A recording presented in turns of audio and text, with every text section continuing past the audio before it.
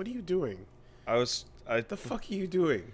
I thought it would be a cool idea if I could just put my phone up on my mic stand, What the and then I would be able actual to. fuck are you? Then I would be able to Pick see. your fucking phone up.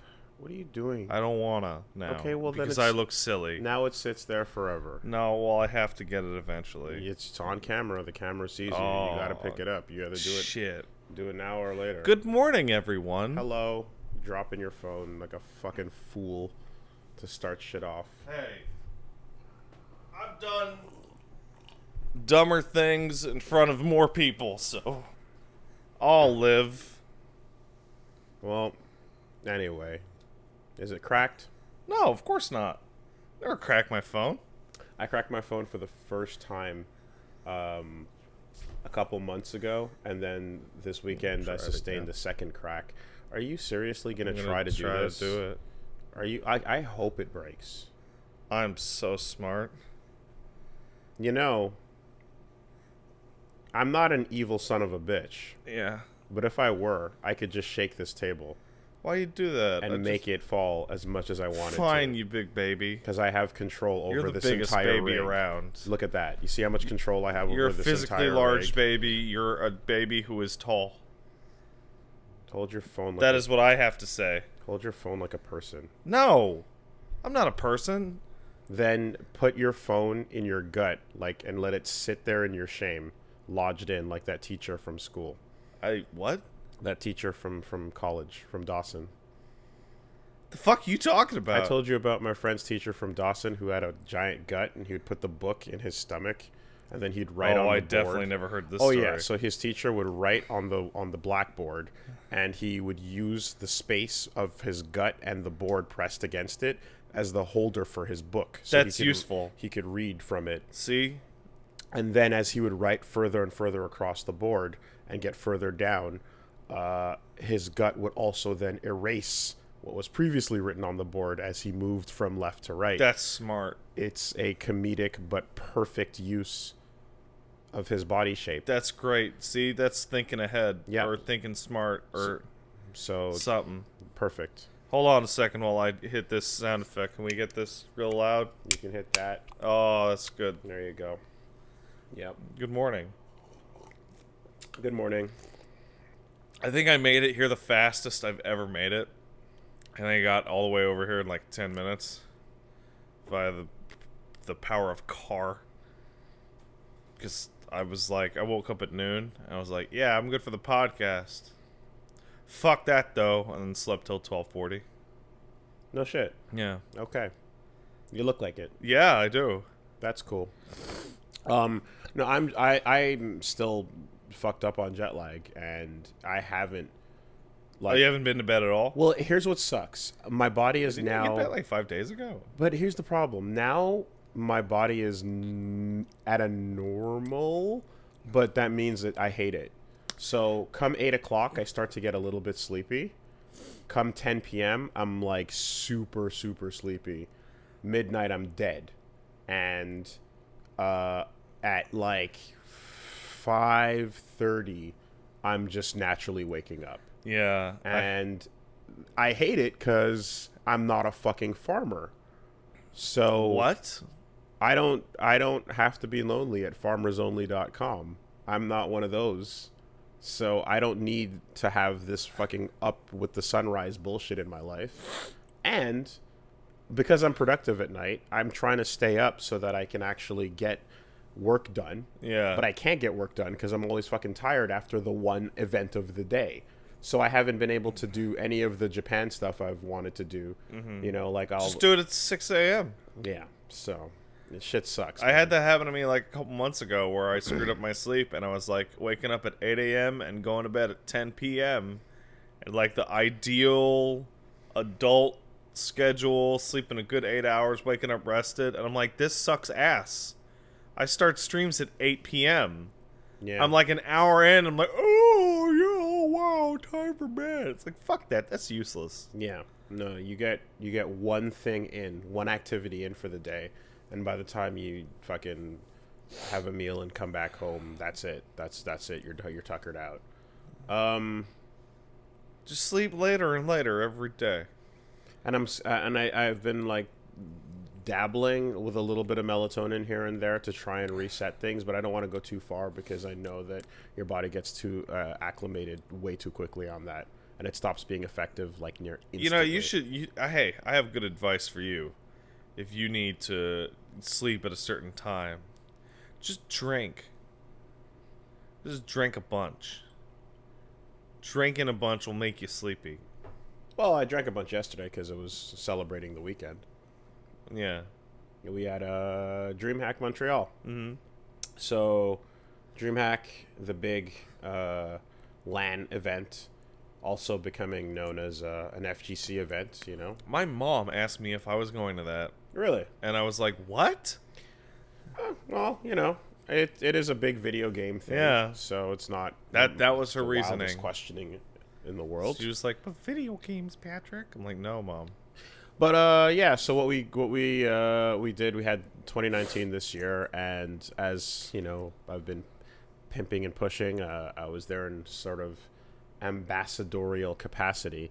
Oh shit, I forgot to take one of the. They printed out because there's a meet and greet, and they printed out like hockey cards, including a woolly hockey card of me holding a portrait of me holding a portrait. Oh, of me do you not holding a have your portrait. hockey card?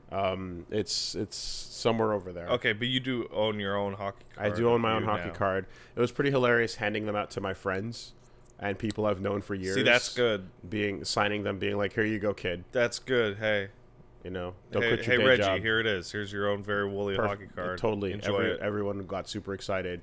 In fact, one of my friends walking by happened to just be like, "Oh, hey, what's going on over here?" And I threw a signed card at him, and he's like, "What is this?" And then someone was like, "No, stand over this way." And I'm like, "Now pose for the Polaroid and the commemorative signed thing," because it was right at a signing. And everything was just, he was just like, Wooly, why are you doing this? Please stop. Hey, old friend, I'm sorry you forgot that I'm important. It got very uncomfortable, but then it got extremely comfortable. It was hilarious. I loved it. But yeah, so DreamHack takes place. It's over at the Olympic Stadium. It's the Big O. And you always forget as you approach the Olympic Stadium that it's not in the middle of any sort of It's out in the middle of nowhere. Anything. You are literally right next to people's homes and apartments. It's like, a weird place. Facing. You have the giant Olympic Stadium, and immediately across the street are people just trying to live their lives and a dépanneur. Did you? I literally walked to that dépanneur. I got myself a Red Bull and a couple other things for the day, and there was an old grandmama with blue hair, ordering her fucking pack of smokes and her Lotto Quebec like thing, doing like the most Quebec moment possible in day-to-day life was happening right across from. Let me ask you a question. The Olympic Because Stadium. the Big O and the Olympics was 1967. No, it can't be an odd year. Expo 67, isn't that what? No, that's a different thing. It was 1964. Okay, well, anyway. Whatever, it's middle 60s, right? Sure. The houses around there look like they could have been built before that or around the same time. They're pretty old. Because all I can think of is, did those exist when the Olympics were happening? Because if they did, that would have been fucked to live there. Oh, I'm going to look at that area and say they 100% definitely just dropped it in the middle of a suburb. That would have been... And... the funniest. It's like a lower middle class neighborhood too. It's not like fancy. It's not like really. It's like a step above Verdun. No, there's a couple of apartments and there's a couple of duplexes. It's just a fucking suburb. Yeah. Those of you who don't know what a dépanneur is, you may know it as a convenience store or a bodega. But when we're talking about Quebec and grandmamas, we're dep. talking about a dépanneur. So it was really quite. The funniest part about having it out at the Big O is that, like, sometimes when guests come out from America or other places, and, like, usually there's someone to help show them around town and go, like, hey, let's go here. Oh, my God. Let's go do this. Let's go do that. But there's been a couple instances I've heard stories of where some players came to visit and did not know where to go and did not know that this was not the representative, like, visiting area that you should be in for Tourism Montreal. Fuck. So they just walked around outside the Big O and they found their way over a few streets over where they've got those dives on P9, and like literally This is Montreal, huh? yeah, and like I forgot who told me the story about someone who was just tweeting that they went to some dive bar and just some ratchet ass like Quebecois white girl trying to twerk, and they were just they don't know what they walked into, and a bunch of French hicks were just all having a big whatever the fuck a Quebecois hoedown would be called. The important thing is that you discovered our city's real culture. And they were just like, "What the fuck is this place?" And and they had some Instagram stories of it, just going, "This is Montreal. I see.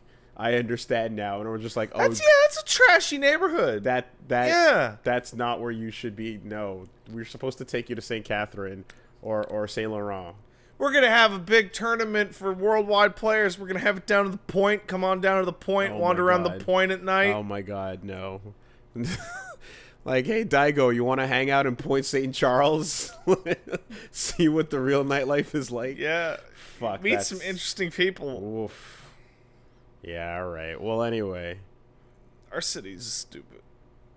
I like it, though. You boys looking for a money match? Nah, man. Nah. First to 5? Nah, man. No, thank you. Yep, well. Anyway, so DreamHack was cool. We had Street Fighter was not a premiere event this year. So last year it was the crazy big thing, and like all the huge players were there. All the five people were there. Right. Like last time you had like Nemo and John Takeuchi and Jay Wong, and a bunch of people traveled out to get their points. It's a seed? To get their CPT stuff? Yeah. It's a seed tournament? Seed? Yeah. Oh, last year. Yeah. Yes. Right. This year, Street Fighter was not, but Mortal Kombat and Tekken both were. Okay. So, in exchange, we didn't have anyone coming out for Capcom stuff, but Mortal Kombat, Tekken actually had like some super good players coming out, including JDCR, who's like a pretty legendary like Tekken player. And then Mortal Kombat had a top 8 that was basically the Evo top 8. Oh yeah. Everyone that is currently a beast in MK was there. Sonic Fox came out. Dragon was there. Gur, Deoxys, Honeybee, just all these amazing like motherfuckers were in town to try and get those points and get that bonus. So it was a really exciting FGC event, I'll say. I had a fun time hanging out and seeing the friends. What percentage of the total event would you say was FGC related? Well, that's kind of the second topic that we got into. So it was really interesting because I walked in and I saw the corner that we have, and I was like, okay, that's us, right? Yeah. We're, and it seemed fairly normal, but I guess I didn't realize, but it was also like, it was on a Friday. So like people, if you have a weekend long LAN and you have a fighting game tournament in the middle of it, what's going to happen is people who are in the FGC are not going to be paying for that weekend pass. They're going to show up, play their matches. They're going to be paying for that Saturday pass because that's where the day tournament is. Yeah. That's the venue fee that they can afford. And if they happen to make it to Sunday, like maybe some friends will hook them up and they'll get a Sunday pass and come back to do that top 8. So Friday was, pretty light, but ultimately it was people were there mostly for Smash.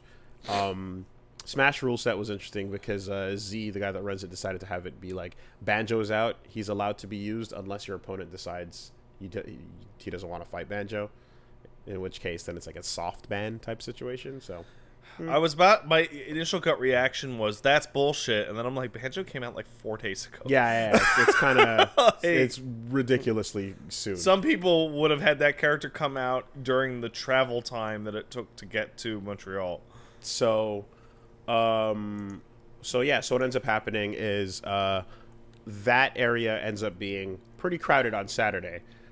When I walked in, I didn't really notice that. I went to check out like StarCraft. I was watching a couple StarCraft matches with Reggie and some friends, and just taking note of like the level of production, the amazing lighting on the stage, the fact that they had a giant crane camera tracking everybody, and then the huge banners left and right of the main screen with both players doing the esports pose. Let me get in real close and be like, esports.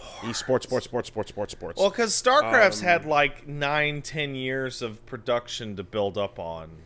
Then I looked over in the section next to that, which was, of course, the Rocket League section, which had a significantly shorter time, but also had insane levels of production, lighting, and hype. Got to meet one of the commentators, the big commentators for that, who came out and shook hands. And they had, I believe, $100,000 pop bonus for the winning, for the top placement there. So that was fucking insane, And then of course you got your BYOCs and your Rainbow Six and your just all your big games, And I was just like, yep. So and you walked past all that, and then you go, let's head back over to the fighting game section where it's going to be a fraction of that. It's next to the trash door where, the people are throwing out their trash, and there's the used syringe deposit bin. So I was just mentally having the same conversation I've been having for my entire life about the disparity between these things, right? And how, I kind of like I was kind of laughing with my friends where it's just kind of I was kind of saying like, it's almost as if a genre that like made a name for itself on not being friendly to beginners 10 years ago is now snowballing into a not friendly for beginners type of situation. So it's almost as if the growth didn't happen. It's funny as a result of really aggressive arcade culture back in the day.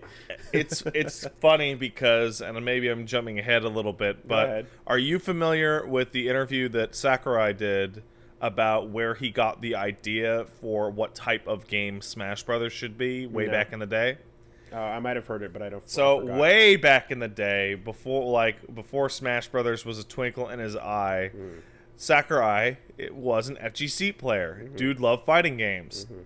So he's at his local arcade, and he describes himself. I was the kind of player who could usually go for like 50 win streaks or whatever. So I guess you could say I was all right. You're like, okay, Sakurai, all right. But he's sitting there, and he just wants to practice combos against the CPU. That's all he actually wants to do. And he's playing KOF 95. And a new player enters across from him when he can't see, right? Because of the Japanese-style cabinet. Yep. And it's like, fuck, I don't want... fine. And just proceeds to body the piss out of this person. And goes... That's weird. They're playing like really weird, and like looks over, and it's like a young couple on like a date, and they like hopped in to have like let's play a fight. It's cool. Yeah, it'd be a cool moment. And like he is like ruining their date. Okay. And he's like, oh, and he thought about like, and he talks about how like in fighting games in the traditional FGC, there was this feeling of like, if you don't play your fucking hardest and try to crush the soul out of bitches, you're being rude. It depends on where you are, right? But sure.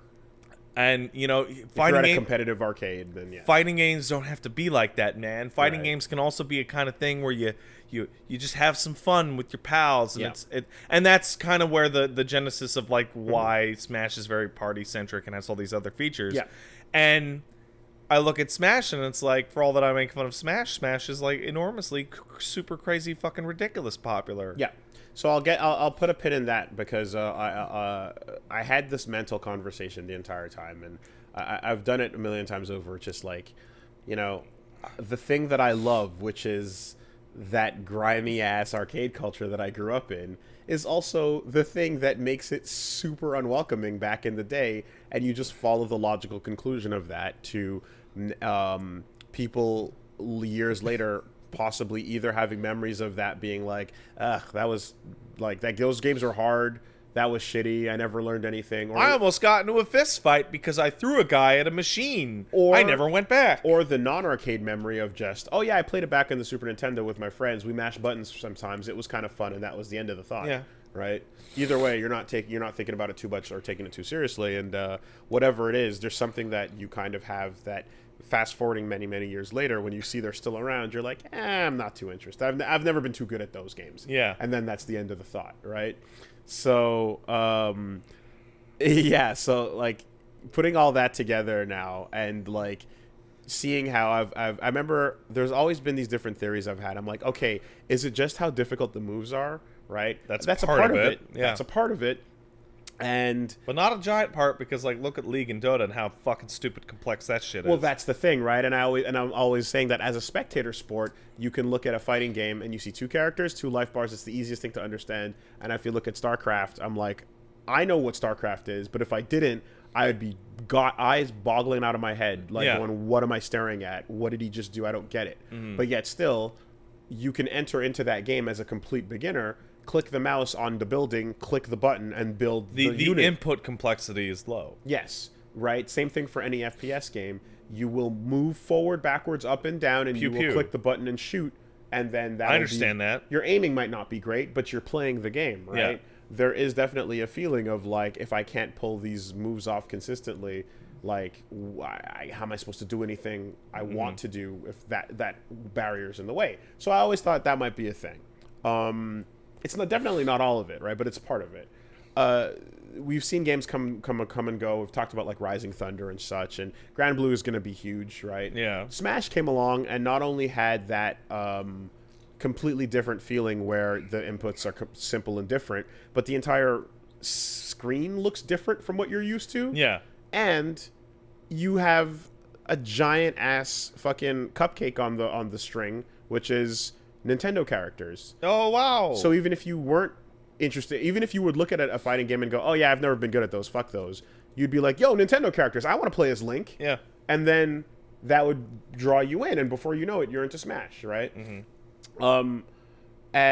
So and before you know it, odor starts to, anyway. And so what would happen? Wafted in. Yeah. Wafted in. You weren't taking it, so I had to. I was being polite. All right, I had to softball that. So one of the good people that worked for DreamHack that I was talking to this weekend mentioned, he's like, oh yeah, like I saw how the FGC section of the event was the most crowded. It had the most people there. And I was like, really? Yeah. Did it? And I was like, yeah. And I guess going back to that section, I'm like, oh fuck, with all these games shoulder to shoulder kind of thing at times, it was packed. Yeah. And that wasn't happening over in the BYOC. That wasn't happening over in the FPS section or in the Rocket League section. But yet still, those games had the bigger spectators, the bigger, in terms of just online, I guess, not live, and the bigger prizes and the bigger production and the bigger everything, because as a whole, these games are way more impactful, but everyone's shoulder to shoulder playing these things here at this tournament. So that got to that basically, so that led to like a big discussion between me and Pedro, who's been on my stream a couple times, about just like what exactly it takes for quote unquote the savior to exist in the FGC. What fighting game could come along and make people that never looked at a fighting game twice and consider going, oh, maybe that looks pretty cool, I might want to pick that up. So right? we've had this discussion like I think 5 times on the podcast. Yeah. And it always comes to more or less the same conclusions. But I want to say the only reason why I'm bringing it up this time is because there's something that I think I wasn't considering as much, simply because it doesn't overlap with my life and interests, but it became a huge part of this weekend's conversation. Right? You can have a big IP that will take people that were never interested in fighting games but interested in those characters, such as Grand Blue or Smash Brothers, and bring them to a fighting game, and people will be like, oh yeah, I'll try that out. So hey, League of Legends, hopefully we'll see what happens with Riot, right? Take the execution out, sure, that's a whole big deal as well. We've talked about the online being a problem, but I don't think I was considering it from like just how much that meant. Because when I think about bad online being a problem in fighting games, I think about bad online in fighting games, and then my ideal is good online, such as Skullgirls, right? But that's not what the fight they should be striving for, right? The actual thing, and this is fully to Pedro's credit, what he was bringing up is like he's like the biggest hindrance and the biggest thing keeping people away, in his opinion, is that the online in any other genre, if you start playing League, Dota for the first time, StarCraft, any of these games, even if the game is insanely hard, the online is a full package that is inviting. It's the primary function. And the onboarding, as the term, which is like getting players to stick around, is so strong and compelling. There'll be often modes where you and a friend can play co-op against the AI for a while. You might enter a little like training ranking phase before you get placed, in a different league. There's insane amounts of detail in terms of stats and information for you to dive into. It's given the primary attention because it's seen as the primary place to play, which in fighting games, local play is still seen as the top of the mountain. And there are ways to play with your friends together for fun against either bots or AI or things like that are just like more passive than just getting crushed by someone who's destroying you. Yeah, it's one of those things that I actually wanted to bring up while you were talking, is like one of the biggest problems that fighting games have in comparison to Siege or Dota or whatever is that, say, let's pick Dragon Ball. There's a quote I remember seeing from one of Corey Gaming's videos about, Salt, you're playing Dragon Ball, right? You say you're going to sit down and you're going to play Sonic Fox and Dragon Ball. You might as well take your hand off the stick, because you're not going to get to play. I'm talking about you and I. Yeah. We will not be able to play the game. We'll maybe jump once, maybe throw, maybe do a random super.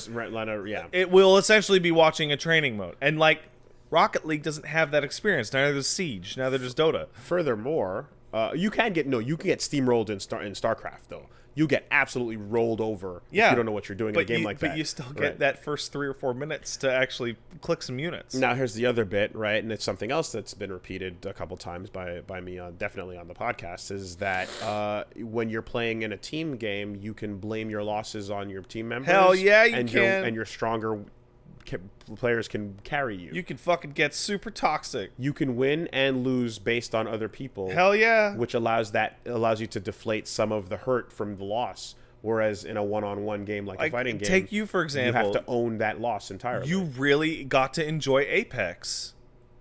Sure. Because you were friends with Skull God. Sure. Think of how much less fun Apex would have been if it was a solo game. I did some solo queuing, and to mixed results. Which is what it's supposed to be ultimately. I mostly did solo queuing, and boy, are those results mixed as fuck.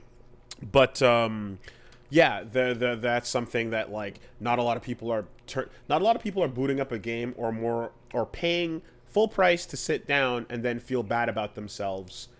Sucks. And not have anywhere to point that blame. So you got to do one of two things. You either have to make it so that they're not paying anything, or they sit down and get to feel good a little at least. Or both, maybe. So, and then I've in my head I was like, what if there was some kind of brand new crazy thing where you played like a Marvel style 3-on-3, but you were actually 3 people on a team. And what if there's a name for that? It's called King of Fighters. Sure. But like an actual online mode that, did that and whatnot. There's another name for that. It's called For Honor. Yeah. Yeah, so there's definitely stuff out there. Also, the sense of progression that people want to feel when, like, even if they're not too focused on the competitive parts of things, they like having their character customized, or a sense of growth, or little bits and pieces that make people interested. Grand Blue's putting in a scrolling beat 'em up mode, which is hopefully going to do something interesting for them. But all this to say that the biggest component I mentioned, that online thing, I always thought like oh yeah, bad online is a problem. We need fighting games with good online where there's rollback and there's like a restriction so that if you have shitty connections you can't play ranked or whatever. That's what I thought. But it's like no, that's not what it is. That's not like the goal. That's like the entry fee. That is the bare minimum, and the online needs to be a suite of features that keep people in and allow people to keep playing this on their own without needing to think about local, without needing to think about sitting down or couch co-op, even though Smash is the default couch co-op thing. An online game incentivizes people to keep playing it on their own time, whatever context, and then get better and keep playing it and tell their friends about it. And then ultimately you can have these massive competitions like where esports money starts to show up, because people are individually you don't need to have a scene to encourage you to keep playing the game. People are individually inspired to keep playing it. It is baffling to me. Like, look at Smash and how popular it is. Can you imagine how much more popular Smash would be if the online was just rock solid and you could just get into a good match at any hour of the day? It would be psychotic. It would be utterly insane. Now make Smash free. Yes. Oh, wow.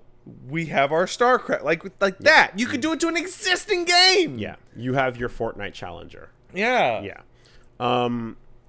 Fortnite also helps that it's like it's on everything. Well, the dances and shirt and the whatever. Dabbing. Like, can high school kids with no money or credit cards play your game for free with their friends? You have yourself a hit. You know what game I played the most in my young teenage years? Mm-hmm. Day of Defeat. Mm-hmm. You know why? Because it was fucking free, because I owned Half-Life. Yeah. And it also happened to be fucking amazing. Counter-Strike was the same way for a lot of people, but I prefer Day of Defeat. Hey, look at that. Counter-Strike Go is still one of the top shooters. Still! Yeah. So that was 15 fucking years ago. So when looking at like games that have like started to develop really like enriched online suites in terms of fighting games, it's all like it's the NRS, Skullgirls, For Honor's stuff has gotten pretty good, and KI stuff has gotten pretty good, and it's all Western games. Yeah. But Japanese fighting games are the most popular and pretty much are always going to have that top spot. But they're not focusing on the online in the same way, because they're just kind of focused on, like, well, does it work Japanese experience? Does it work in Japan? Okay, good enough. I'll go to the arcades if you.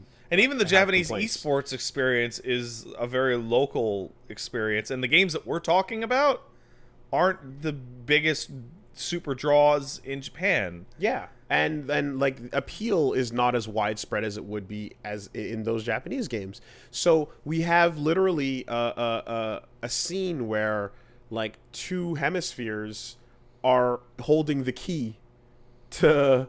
They each have a piece of the key. A piece of the key, the double dragon that you need to put together. You need the Western approach to online, and you need... And features and all that stuff. Yeah, and you need the Japanese approach to game... and character design, and make the game, and game. You know, also sticks are a thing too that kind of people were so much confusion about whether you need them or not. Most MK players use pads. Yeah, sticks are almost a complete thing of the past. MK has a button layout that is obviously good for pad. Right. Tekken is a very pad friendly game. I'm now 50-50 between sticks and pads on the games I play. Hey, look, Tekken, Mortal Kombat / NetherRealm, and King of Fighters, and Sam Show. Hey, I'm gonna play all of those on pad because the button layout supports pad, no problem. Street Fighter and fucking KI have 6 buttons, so I'm gonna use a stick. Maybe you should make the game have 4 buttons. It hurts me that every time I bring up one of those, like, you know, Western fighting games with like some really good thought put into their online suite, it has to come with a caveat for, like, you know, like MK, they're doing some good stuff and they have the leagues. Yeah, it's a bad game. But no, but like the crypt stuff was bullshit for a lot of people. Hell yeah, it was. Even though the idea of a lot of progression for people was good, that's not a very good game. And then also like the whole mix up between like not just having 3 variations, but having a bunch of equipment and all that customization stuff that doesn't apply when you go on ranked just creates, it's not like it creates 2 versions of the game, people that want to play with that stuff and people that are in this ranked version that are not using those modes or getting those moves. You know, obviously, like Skullgirls, what is there to say? Like that, the style just didn't appeal to everybody, despite the fact that I think it's fucking amazing and I love the style.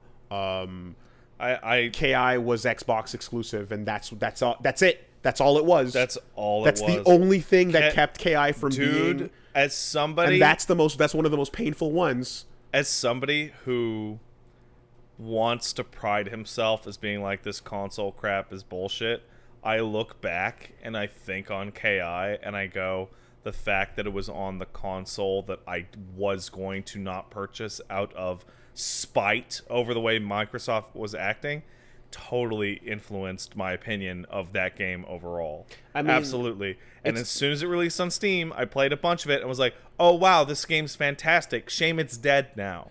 Like, not to beat a biodegraded horse that has since become one with the earth because the bones are no longer existent. Okay. But never forget the anger at which a lot of people got mad when Matt and I were getting hype for KI early on.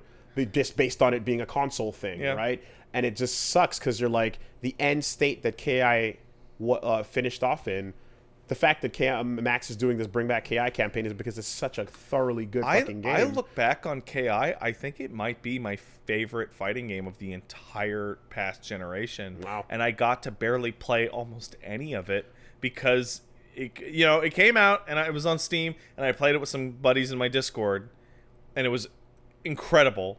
Yeah.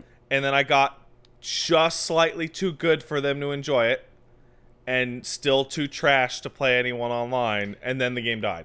Like, even things like the top 32 ranking bracket that would happen, getting into the killer placement every season or every month, rather, and stuff. Just all of that, but ultimately never catches on just because the console, and that's the end of that. It's like, fuck me, that sucks, you know? So, yeah, like, I think the approach... I was looking at games, I'm like, oh man, whatever ArcSys is doing with, Guilty Gear is going to be exciting. I can't wait to see what they're shaping up, and they're going to do some crazy game stuff, right? And they have fantastic online play in every one of their games. And I'm looking forward to seeing what they're doing with Grand Blue and all this extra stuff, and that's an IP that gacha people are already into and stuff, so we'll see how big that can get.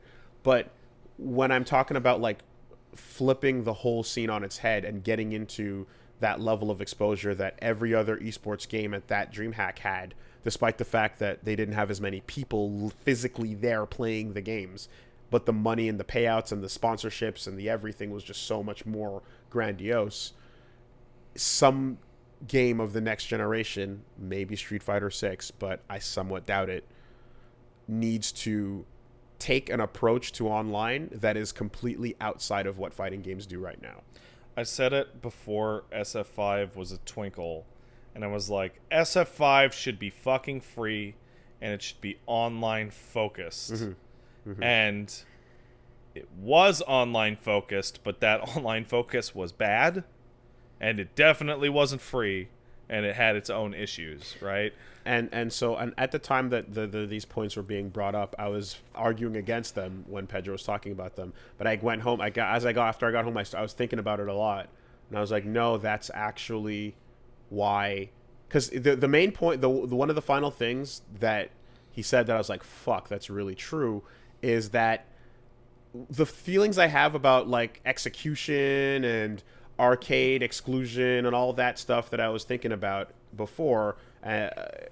There's a whole new generation of kids that are good at, like, these new games that have no bias whatsoever because they're too young for any of that Arcades shit. Never existed. There's a whole bunch of kids that are really good at MK, that are really good at Rocket League, that are playing Overwatch, that have no idea what that history is and have no connection to it. All they know is this game came out, they played it online a bunch, they liked it and played it more, and then got good enough to win money. Yeah. The end, right? So yeah, we're so far into the future that is a viable thing now that's happening more frequently that you just have to go, yeah, you know what? The history is kind of lost at this point and doesn't even matter. The main thing you need to do is make sure any one of these new kids that doesn't know anything about any of these games doesn't feel like putting it down after a day of two of playing online, you know?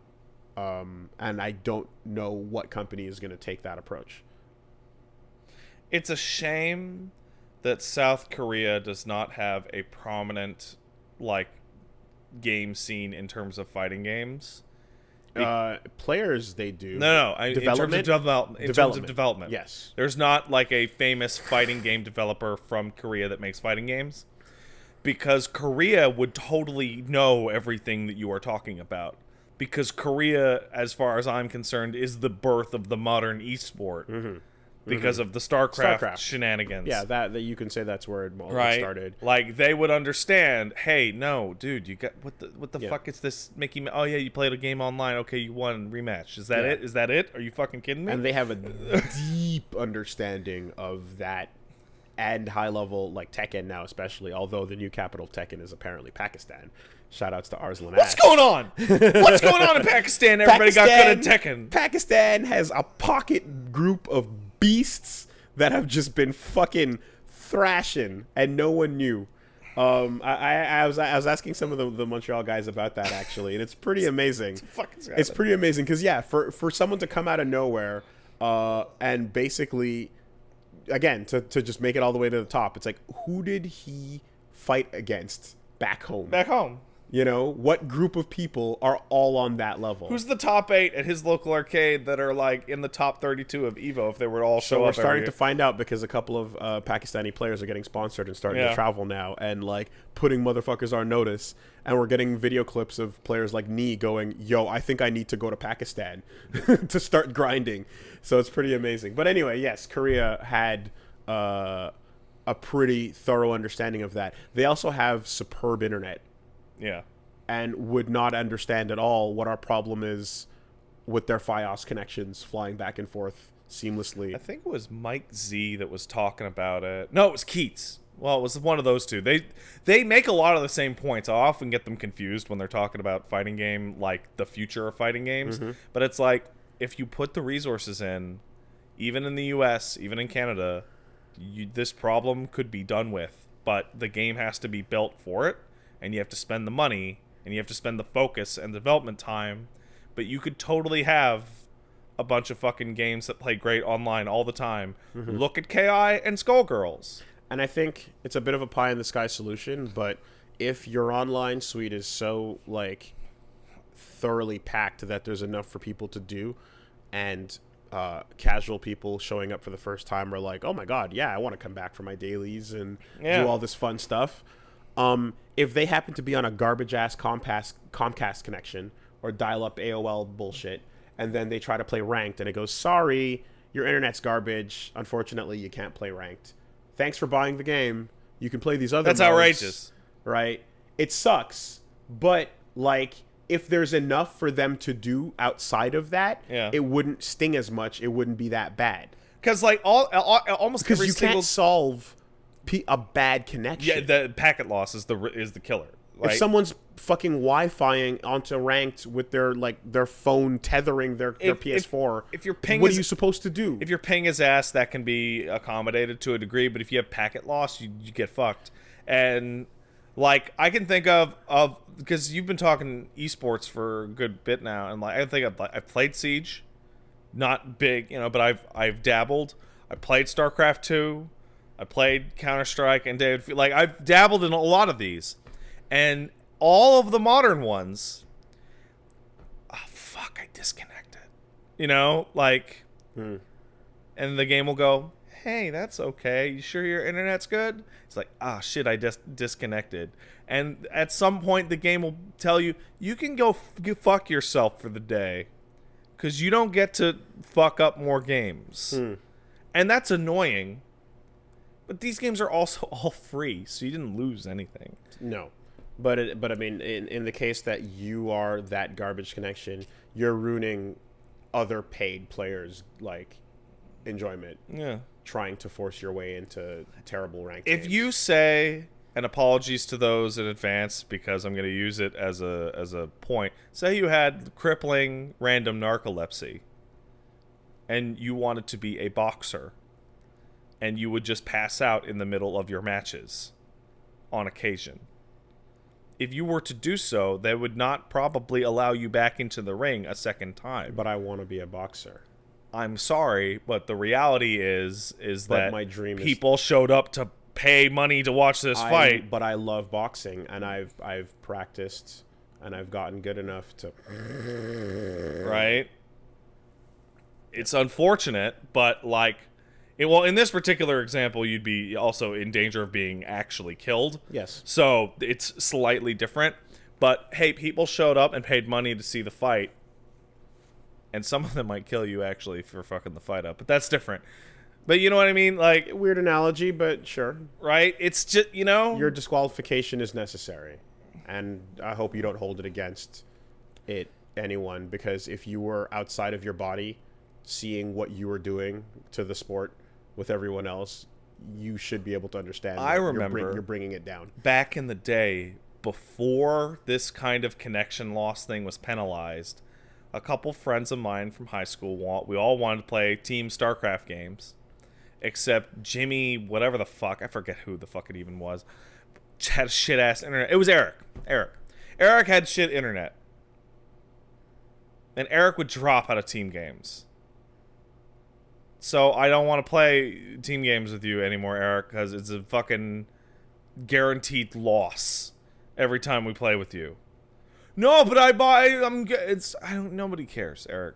Just fucking yell at your dad to get you better internet, and he'll do it, because he will do anything to get out of the house with you and your horrible family.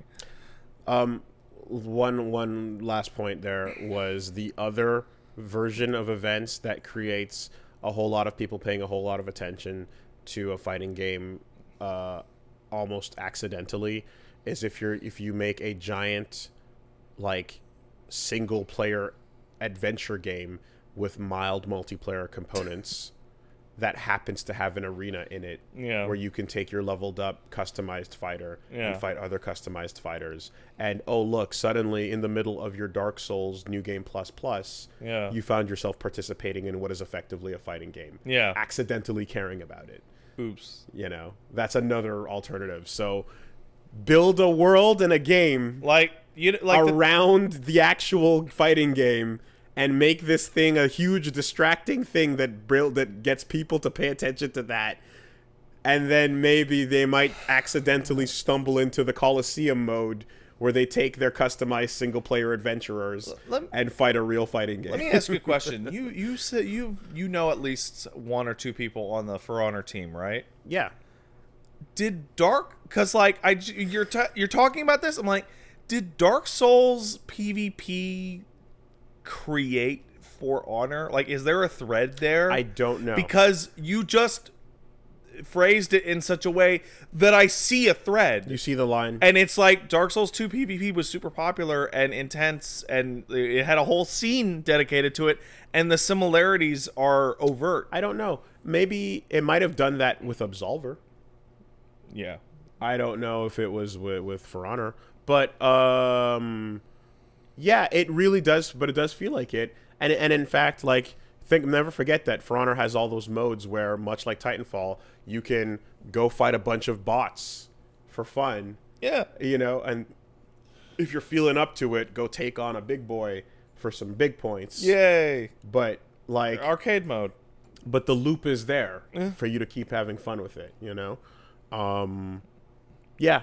Fighting games need a horde mode, and that horde mode needs to be dramatic battle. Because dramatic battle is the fucking shit. I mean, that's kind of what Grand Blue's doing. They're doing 2-player co-op horde. Yeah. I just think it's yes, in the same breath, I can also say fighting games need to just not having envious eyes looking at everything else, and just accept what they are and be happy with growing our own grassroots scene, right? And I'm I've said that too, and I do believe in that. But then you look over at that fucking 100K pop bonus in fucking Rocket League, and you go, "Come on, none! I can't get none of that cake." It's also weird when you think about the fact that you need to trick people into liking the fighting game by making it about other things. But we're in an era now where it's just simply the truth that features are behind and they haven't evolved. All those games, what you mentioned, with the sole exception of StarCraft, all trick you into liking it because they're free. The trick is that it's free. But I'm saying in terms of what fighting games have been doing, we're the people that are fans of fighting games have been happy with the offline basic modes. Yeah, because as long as the game's good, and that crowd wants this thing, right? But that's not growth. But the big crowd wants this other thing. Yeah, and you can have both. Mm-hmm. And I remember we were in the discussion. I was trying to go back. I was like, what was the last game that was a huge esports game where online didn't matter as much as local? And I was like, oh God, like the first StarCraft, when people used to do LANs and early ass, what's it called? Terrorist versus Counter-Strike. Yeah. When people do LANs, right? But that quickly went away. Yeah. You know? So 1998. That's 21 years ago. Both of those genres fully embraced online, and now those genres are still going with massive online suites. Those games are still going. Games are still going. like with specifically. Yeah. They started as local things and then stopped being that. So yeah. Anyway, whatever. That's DreamHack. That's me. That's stuff. Fighting games need to be free. Do you want to grow? Make your game free. It'll help. It doesn't have to be. It'll help. I'm saying it doesn't have to be. I am putting my foot down on this. I'm saying for fighting games to achieve this new level of esports, they need to be free because they also have a massive fucking hump to get over that the other genres in many cases don't have. It would go a long way to helping what we're looking for, but I think a paid route can work if the sell is compelling enough and if people are telling their friends to go pick it up. Like, you can get past it if the product is just that fucking solid as a single player beginner experience. I think it's more likely to I think it's an easier route for the current suite of devs, unless maybe ArcSys with Grant. Like, free allows you to get away with bullshit because you're like, yeah, but you didn't pay anything for it. Like, think about so Dota. you can just go like, yeah, I know you didn't get what you wanted, but it's free. Think so it about didn't hurt Dota you. and League and how the communities in those games are like the most toxic ass trash people that have ever existed, and how playing the game is absolute misery unless you have a team of 5. But it's free though. Well, you say that, but have you seen the? You say those are the most toxic trash things, but have you seen the official listing of different fighting game communities on Fightcade? Yeah. And their percentage of messages with usages of hard R. Ooh, N-word hard R versus non-hard R N-words. Oh yeah. Yep, it's the official ranking list. Who's number one? Who's number one? JoJo Heritage for the Future. Of course. Of course. Of course. And number 2, you ask? Yeah, what is number 2? Melty Blood. Of you know. You know those Melty Blood players love their hard R's. Yo. You hit him with a plus R. Accent core. Plus R. Hit him with the plus R, bro. He said, this what? is the real ranking of competitive games. Yo, he hit him with the accent core. He said he hit him with yup. This is the real true ranking. Yep. Yeah, that got like shout outs to Lord Knight. That is my favorite fucking joke. That's good in my chest. That's like- like a warmth. You know, you're saying, okay, so he said what? Yeah, anyway. It reminds me of all those fighting game clips of people doing dumb bullshit and like fucking Art of Fighting, and just during the clip you can see the screen flash to green and the game restart as somebody fucking disconnects or fucking restarts the emulator. It's like, he's so mad. Yeah, it's a giant list though, and it's pretty wild looking at it, but you're just like all the communities where you'd expect, like, no light has shone on the Heritage for the Future community in years. So what's going on over here? Oh, the centipedes are scurrying to the corners as you flash the flashlight over there. Yeah, it's. You know what this last batch of the conversation makes me think about? Yeah. It makes me think about, like, me and you are, like, having good old hearty gut laughs, and I'm, like, touching my chest, and I'm feeling a warmth. And it's a deep, deep warmth over hoes getting mad and salty.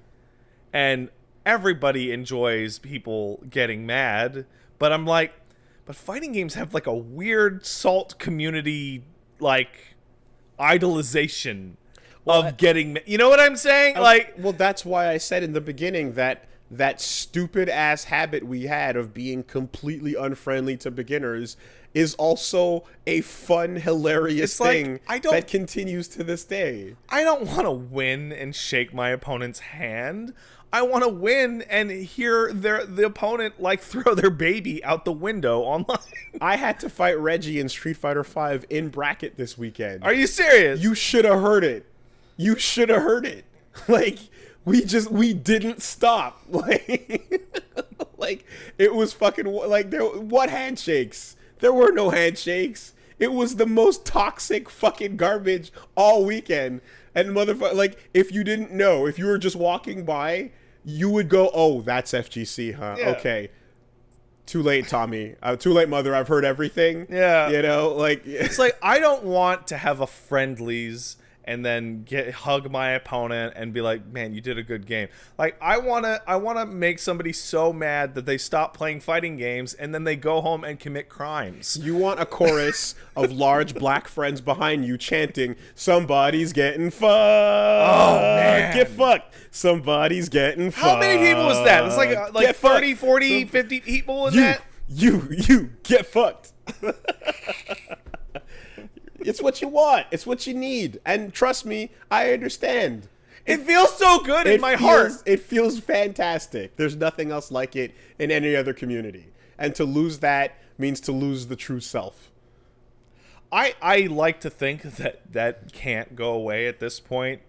There's too much of it, or it would take like 20 more years for it to go away. Because let's say Thuggery may die, but the soul still burns. Snap our fingers, right? Snap, and start Brood War level esports for a fighting game right now, Yep. right? There will still be those dark, dank pit locals in which the grime remains. Pop-off report news will always have material. People will clean themselves up to go to be on the TV. But you've seen Yipes doing commentary recently? I've seen Yipes discover what ABBA is, which is much weirder. That man is a professional-ass broadcaster right now. Yipes is a professional-ass broadcaster. That's stupid. It is his official... It is his main calling. It is what he does. And it is great. He's fucking good at it. Okay. He's crushing it. I have not personally met Yipes. I've heard nothing but good things about Yipes. He is a good man. He is a good commentator. Yep. Yipes is exactly the kind of person who I would lament their increasing obsolescence in the new esports world. As in my, this is the weird selfish, like, but I want Yipes to stay grimy and awful and unbroadcastable. Oh, you see, and no, it's still there. It's all still there, right? The old New York attitude and costume, he put a suit and tie over it. Yeah. But it's absolutely there. And instead of getting washed over and having other new commentators come in, he's maintaining that position. That's weird to and me. still brings it. But it's always going to be a part of it. And like and in some cases, some streams, there's a time and place where you can just get a little bit more grimy, you know. And maybe ESPN might not be the time to break out somebody's getting fucked. But later that night... But maybe it is! But later that night at the Salty Suite. Yeah. You know? But yeah, and that applies to just about almost every game. There's a hardcore OG, like... Oh, man. Feeling... You go down to those fucking Rocket League parties. They're fucking shooting drugs in the corner. No, that's not true. That's not true at all. Anyway. You're like... Anyway. Yeah. It'll always be there. It'll always be there. But I think we can... And I think though, that, like, even if the Savior comes along and yeah, like you said, turns everything on its head, the holdouts, the ones who remember the way things used to be, the Scrub Croats Twitter account will forever be relevant. The Savior is Arc System Works. Like... Someone asked me... Period. Someone asked me if I would turn my key to approve the launching of Street Fighter 6 developed by ArcSys. And I said yes a lot faster than I thought I would. Yeah, absolutely. In a second. Yeah. But this is all beyond that, because even Arcs is doing amazing things right now, are not on the thing that I'm talking about. Yeah. Yet. They're But not at that level. they're yet. easily the closest. They're and getting pretty they close. they're the only fighting game company that I can think of that is out of Japan that has been like, no, online's really important. And they do use delay-based netcode, but it's really good delay-based netcode. So, and they build their whole game around. Listen, we have about 8 frames to play with. Is your ping good enough to live in 8 frames? Game's fine. Game's okay. Roll back, please. We want Fightcade. Sure, but like the fact they have a part of their dev team devoted to online. They don't throw it at Jimmy. It's there, but it's still a Japan-focused situation. It's nice that they show you how many frames of delay are on your games in Guilty Gear and in BlazBlue and such. It's nice to know the number as opposed to pretending it doesn't exist. Well, then you get who would it be? The Cannons, Keats, and Mike Z. And Sure. You put them on a plane. Sure. And you get the meeting with Capcom people, and you force them to listen. Yeah, but like Riot and fucking Radiant they're just like, no, we're just gonna take it if no one's taking it. So they're doing their thing. So take it. What are you waiting for? I guess a couple more assets to be built. Yeah. Yeah. I really hope the League fighting game. We keep calling it the League fighting game. League of but Fighters. We don't actually know anything. The fuck else is it gonna be? I hope it's not a League fighting game. I hope it's its own thing, like an Overwatch, but made by Riot and the Cannons. Yeah, I only say League fighting game because I think people would instantly care more. I just don't dig any of the League stuff. Yasuke's really cool. I'm sure. He's a cool samurai. Those diva K-pop characters are cool. I also. like Tron lighting. Yeah, That's it. Akali, her pick rate went up a lot when that skin came out. I remember hearing. I don't know, which is funny. but yes, I keep saying that because I think did I say Yasuke? I meant Yasuo. Yasuke is the cool black ninja, black samurai. Excuse me, I'm fucking drunk. Hey, you know what's a fun metric that I just reminded myself of? Yeah. So in fighting game, you talk about the matchup. You talk about it's essentially a deduction of win rate, right? Yeah. I remember when I was reading through HOTS stuff, but it also applied to League and Dota. Pick rate is actually the most important one. Because win rate can't be determined based on a 5v5 because there's too many other factors, right? But you look at, say, man, Arthas is really fucked this patch. His pick rate's like 62%. That's crazy. That means that means like most games have an Arthas in it. Wow. But skins There's can over affect 150 characters you can pick, right? that. In League? Yeah. Ah, fucking hell. There's a lot. How do you learn matchups in a Play- game? You play a lot of matches. Because I'm pretty sure Smash Brothers is on its way to hitting 100 characters. What are we at now? Like 78 or some shit? I mean, we blew past Marvel 2. We blew past BlazBlue. People are saying 160 plus. Yeah.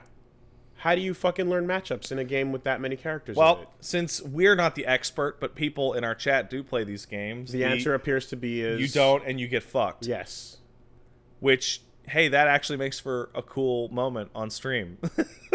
So you just can't ever really fully be prepared for what you're going to encounter. The more you play, the more you learn, but people who are going to pick that character over and over and over are going to learn things that...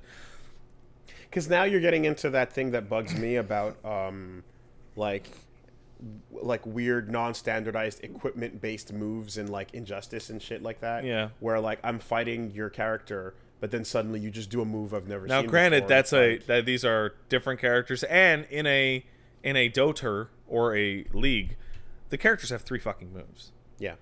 But it reminds me of some ancient story that I remember hearing Brad tell on the Giant Bombcast from like 4 or 5 years ago, in which he was watching the International or some shit, and there's a character called Meepo in Dota, which is 5 characters, like it is 5 units as a single character, and I think he described that the player destroyed a tree on the map or something in such a way that allowed a new sight line that allowed a teleport or some shit that nobody could think of, and that only a player that used this character all the time, and because it's the same map would this be possible, and just the potential for hidden tech and hidden bullshit arises. And I love that because I talk lovingly about Kasoru's Marvel team of Beautiful Joe, Frank West, and Log Trap. Oh wow, this seems like a totally oh my god. What is that? Why did that work? What's with this like boomerangs are good? Okay, what? So, yeah, like, digging to find that tech is always a thing for sure. But I guess in a world where there's 160 plus fucking matchups, and the answer being you fucking don't, it just means that anyone who does is that much closer to winning. You're actually lowballing it like crazy. So I'm going to use HOTS terms, which for the luck of this analogy uses characters people might already know, but you're not. It's not 160 plus matchups because you're thinking about Arthas versus Kerrigan, right? But it's not Arthas versus Kerrigan. It's Arthas with the buff that Zul'jin gave him against Zagara, who's locking down the lane, and then the medic is keeping her alive. Okay, it's infinity. It's infinity. Yeah, you can't. Yeah. You could totally learn one-on-one matchups. Mm-hmm. So, what would help? I guess what helps me, what I'd like to see, so if I could don't forget items and trait selection. There are items in Dota and in League. Dude, you were talking about how I have to learn your version of the character in NetherRealm. Yeah, items are like half the game in Dota and League. Is an item an equipable? Yeah, there's a shop, and as you kill, you get gold. Okay, and you use the gold to buy item, and then you kit yourself out in a build. And anyone can apply that. Yeah, but the builds are like there's like how many fucking items are there in the shop? Like 100. Okay. Do you want a health potion? Do you want a thing that makes your crits better? Like, it's infinity. So then, I guess what I actually would like to see. There's a knock at your door. There is a knock at my door. Hold on a second, guys. We're gonna just take one moment.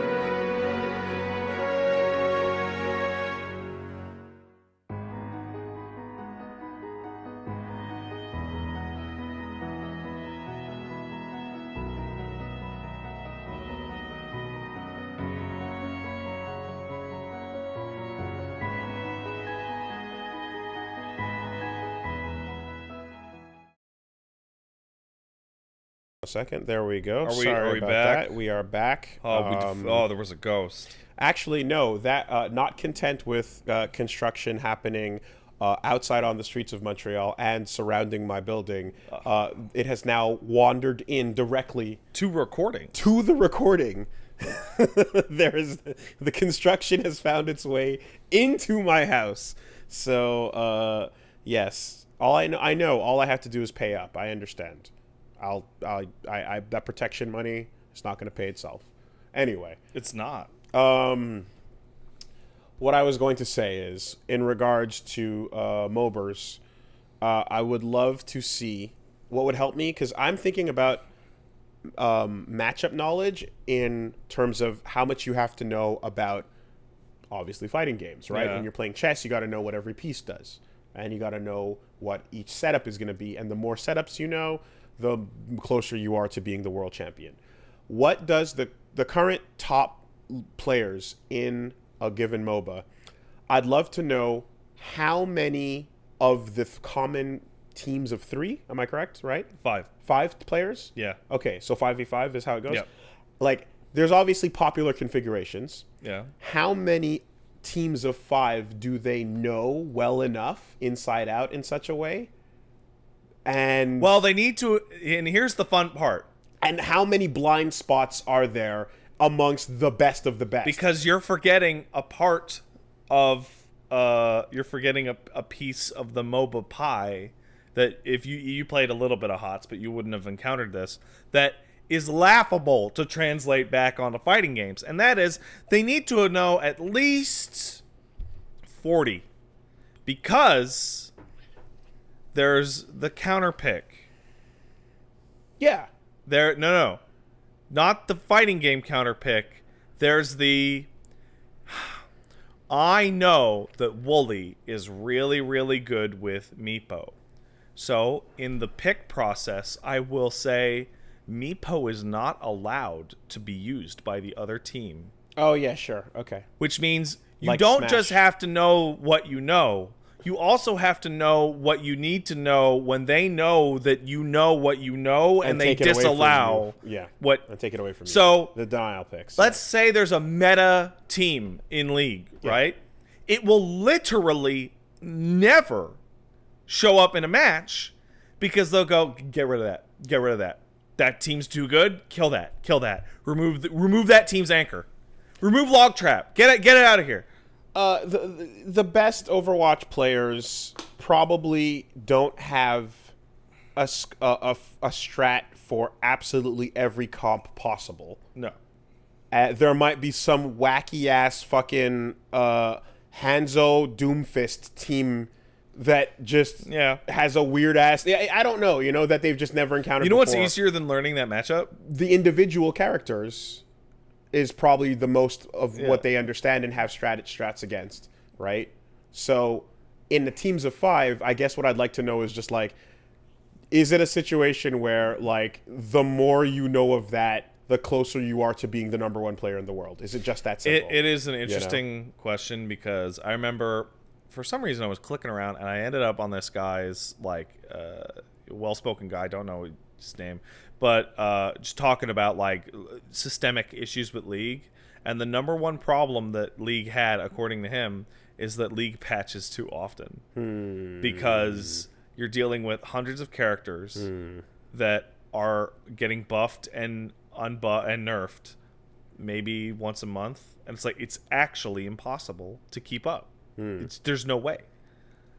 It's a fascinating thing for me to think about, like a game where the upper echelon doesn't have like omniscience of like character matchups, because like if you know everything about every matchup, and if you know you don't even have to know the frame data, but if you know just how generally safe and unsafe every character's moves are in a given fighting game, you're going to be pretty fucking strong at your locals. You might win your locals regularly, and when you go to Evo, you'll do well, but that's not going to get you to top 32. It'll get you out of your pools, and it'll probably get you somewhere in top 128.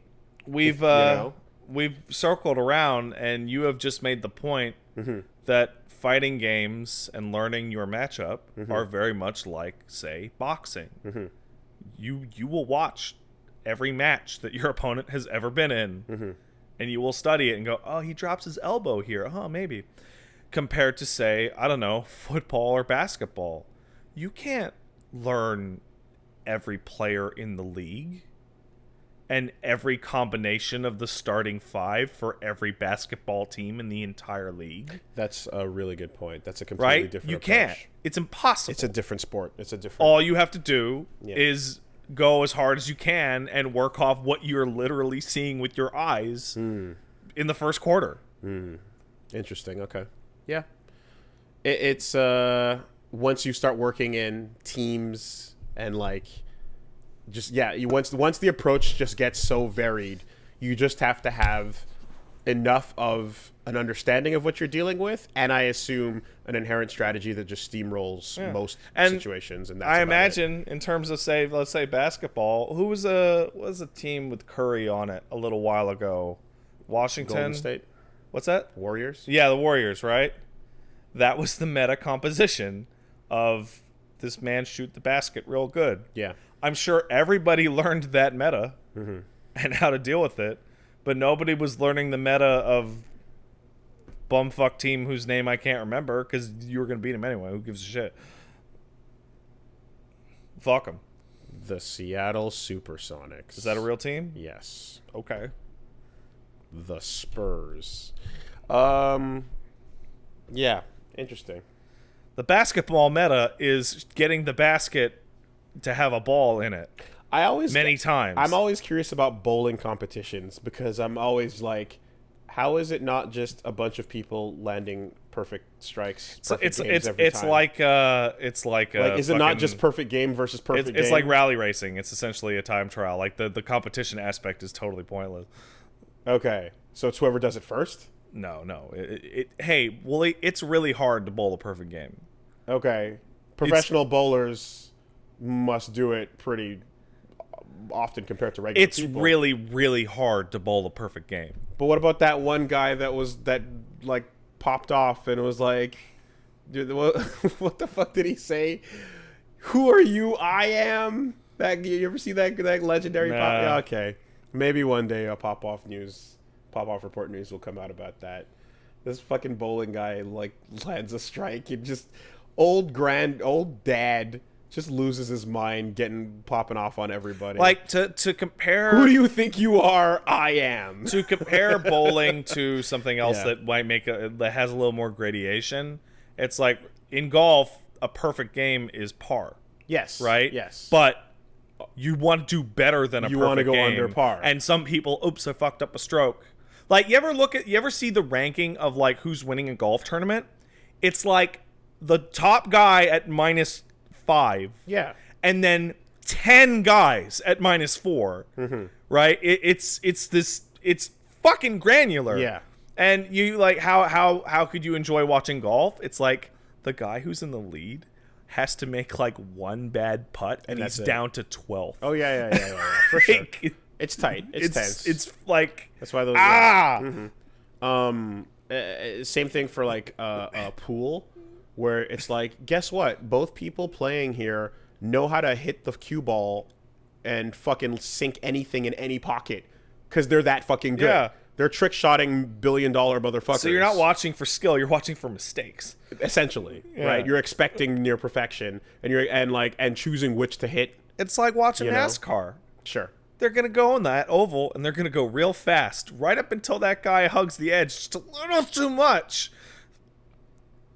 Or F1, where that guy's gonna try and rub the other car, and the wheels are gonna fly off all of them, and they're gonna go into the stands. And it'll be the greatest thing you ever saw. Rest in peace, everyone in the stands. But it was cool, though. Speaking of the greatest things we've ever seen, let's take a quick word from our sponsor. Let's do that. This week, the podcast is sponsored by Arc Blue Light Technology. So, yeah, you brush your teeth every day. Mm-hmm. Sure, you floss. Mm-hmm. But did you know that that's not enough? Did you know that there's another level of unlocked oral care that you've been ignoring? The ARC system removes stains that lie beneath the surface of your smile. Your smile is not nearly as powerful as it could be. And do you know how far you could get in this world with a good smile? Pretty far. You can get really, really, really far. People just believe things you tell them if you smile good. If you get a Kim Kapuan smile, that little ding, Yeah. that pops off every time you look at somebody and you wink, that shit will take you to the top. People will just give you money. You enter a new class of human being if you can get a good smile. And the way to improve your smile, of course, is with the ARC system, the ARC blue light technology. This is a professional level teeth whitening at home that you can use in 30 minutes a day. Each ARC treatment includes a dentist-approved, enamel-safe whitening strip. It adheres to your upper and lower teeth, and you got ARC blue light technology. And I'll tell you what, you can reveal a smile that is 50 times whiter than the leading white toothpaste, and it's satisfaction guaranteed. So guaranteed, in fact, that for the first time in my life, I have used ARC blue light technology. Really? I have been whitening my teeth. I have used it, and it is actually, yeah, it worked immediately. Within the first session, I was like, oh, that's pretty dope. And then the second, and then the third, and I was like, that's significantly brighter than usual. I'm quite impressed. You put the strip on the top, you put the strip on the bottom, you chill for half an hour, and in the last 5 minutes, you take a little mouthpiece, and it's got the blue light, and you hold it there for about 5 minutes, and then just like that, bam, Kim Kapuan. That makes a lot more sense than how I thought this product worked. I thought they would give you a lamp, and then you put your face up to the lamp. No, it is something you can do while casually watching TV, and just like that, you drag and install your enamel. That's correct. And before you know it, you are in the new tier of human. You are in the upper echelon. You are in high society, all because you've unlocked your true smile. So, if you want to get a whiter, brighter smile, ARC is offering $15 off your purchase of a blue light kit when you visit arcsmile.com and use promo code SUPERBEAST at checkout. Go to arcsmile.com and use promo code SUPERBEAST for $15 off your blue light whitening kit. That's arcsmile.com, promo code SUPERBEAST. Thanks, ARC. Thank you, ARC. So I'm going to assume that you played a little bit more Astral Chain. All right. So, because I've now started. Before we get there, I actually want to take 2-3 minutes and go over a game I forgot to talk about last week. Okay. Sat down with Paige and we just beat Man of Medan like that. Okay. First of the dark pictures that thought whatever. Until Dawn people are making a bunch of mini Until Dawns. Supermassive new game. Yeah. I would say that it's a mini Until Dawn. Yep. It is approximately 1/4 the length of Until Dawn. I played the first chapter of that demo. That's what it felt like. It looks fantastic. The acting's great. There's a lot of variability. It has a lot of cool modes. Like, there is, hey, do you want to play through the game like a video game by yourself? That's there. Do you have what me and Paige did where you pick characters at the outset and then you pass the controller per scene. Oh, that's interesting. Which it's is actually built in. Yeah. And then there's the online mode, which is super crazy, which is you pick characters. Like, you will pick a character, Wooly. You will pick, say, Conrad, the dumb fuck bro dude, right? You won't get to see scenes unique to the other characters. You will only see Conrad's. And you will all play as if you are actually separate people. And you will be making your decisions without the knowledge of the other scenes going. So if a ghost were to say, make you think that is a monster, but it's actually the other player going through their sequence, you may stab them many times. Right? It's really cool. Everything about that game's cool. I wouldn't say it's up to the snuff. It's not up to Until Dawn level, but that's not fair because it's much, much smaller in scope. The only minor complaint that I had about it is that there is a part of the story that is a little too easy to figure out. Okay. I kind of don't mind when you say that it doesn't live to the other game, but it has these cool experimental new things, because Until Dawn was a very solid version of that type of cinematic game that we've been getting for... It's probably the best one. A while now, yes. Yeah. but that's all it was. Yeah. So I kind of like these like, little experimental things because you can play with the genre. So the best part about Man of Medan is that next year there will be another one, and it's called Little Hope, and it will be Silent Hillish, and after that there will be another one. And so instead of waiting 5 or 6 years to get a big ass Until Dawn, we will be getting numerous smaller ones that all have a different thing. The Man of Medan, what's it about? It's about ghosts on a boat. You ever see Ghost Ship? There you go, ghosts. Ghost Ship, but okay, boat. Ghosts. Okay, is the ship itself a ghost? No, it is a ship. It is, but ghosts. Piloted by ghosts. Yes, let's say piloted by ghosts. All right. Right. The next one, town demons. Mix and match. I'm sure there will be one that is just city murderer at some point, right? Yeah, very good. Thumbs up to Supermassive. Yeah, Astral Chain. I played a lot of Astral Chain. But before I talk about Astral Chain, I want to hear your thoughts on Astral Chain. Well, so I played the first session of it. I got as far as the reveal of the Nemesis. Okay, so that's Chapter 2. Okay. That game's been out for a couple weeks. Okay. Can we talk about that as the coolest thing that's ever happened in a Platinum game? I mean, the pop-off was pretty strong. Like, I could not believe they went in that hard that soon. It's really fast. Because I beat a cool thing, and then the next one jumped in, and I went, oh, wait, hold on, are we doing this? Oh, you're going to fight every boss in the game simultaneously in the fucking first level? And they're all, like, these fucking, like, they're all they're the things. They're your teammates, fucking cool dudes. What if Jotaro was walking down the street and Star Platinum, Hermit Purple, Hierophant Green, what's Avdol's? I forget. Magician's Red. Magician's Red and Steel Chariot all decided to attack Jotaro. Okay. And then, like, I wasn't necessarily pegging them as, like, the remaining robot masters. Yeah. I just pegged them as, oh, you will... the team, yeah. So, I don't want to know the full answers to that question or not. But, so far, that was really fucking hype. And we got some platinum action. The combat certainly feels simplified in the same way that Wonderful 101's combat felt simplified. Yeah. Knowing that it's probably going to open up. Oh, absolutely. Yeah. So did you do training mode after mission 2? I did it before mission 2. Okay, so the thing is that it does something really interesting where I think I talked about this last week, but now you have a better grasp of it.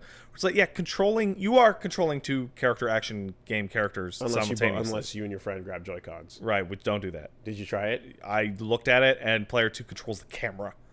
So, don't do that. I was going to grab 2 Pro controllers, and it said no. Nope, won't let you. Yeah. So, you are totally controlling 2 characters. So, yeah, it's simplified. You have 1 attack button for human, 1 attack button for Legion, and the Legion does do a significant amount of auto attacks, right?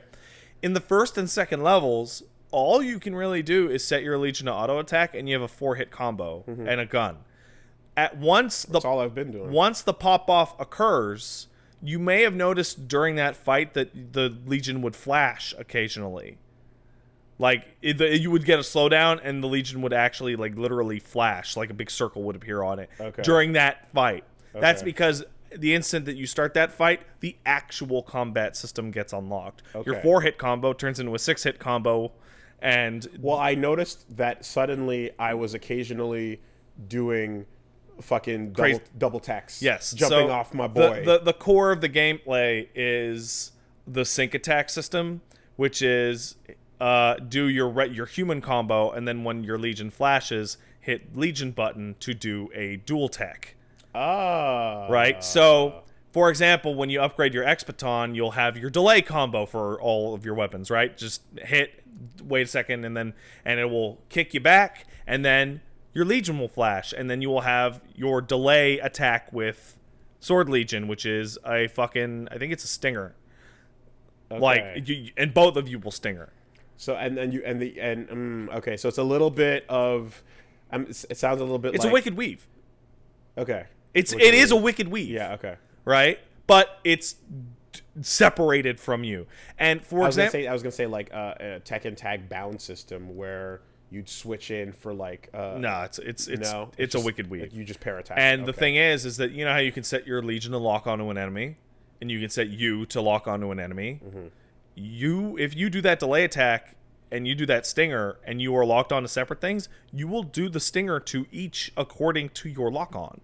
Wait, you can lock onto something different from your Legion? Oh, totally. Yeah, I didn't get that either. Yes. You can send your Legion out and then turn your character and click in on the right stick and lock onto a different character, and your Legion will do their auto attacks in background as you do that. Holy and shit. You will, as you upgrade them, learn the ability to do back forward Legion, circle Legion for a spin or a dash or whatever. Okay. And you can also use your Legion as a snatch. But Legion normals are always automatic. Yeah. Yeah, okay. But they're different for everybody. Like the Legion normal for the Punch Man is a grab, and they snatch. They bring the enemy to you. So that's definitely something that was exciting, was like going through that first mission, or second I should say, and like you get up to a pile of rubble and it's like, oh yeah, you need the Beast Legion for this. You need it. And then you see a wall and it's like, oh yeah, you need the Fist Legion for that. And you're like, oh, right away. There's gonna be variety here. Right away. That's cool, because I guess I thought like, well, this is my buddy and we're gonna do it together. And they all feel very different, and they are all either straight up platinum characters or anime archetypes. Exciting. So Arm Legion, Aura. Part of his default moveset is a Aura, which has like 100 fists coming out of his body that make no sense. 100 crack fists. Yeah. Yeah. Like the Beast Legion, throw the sword to the dog, and then the dog will do a spin with the sword in his mouth, and then throw the sword back to you. Like, just Galford. Yeah. Okay. Also, the dog is Blade Wolf. Yeah. The dog is Blade Wolf. It 100% is Blade Wolf. Right. Actually, that was very right. clear And early so on. like there are very few moves overall. There is a dash attack. There is a delay attack. There is your ground combo. There's your air combo.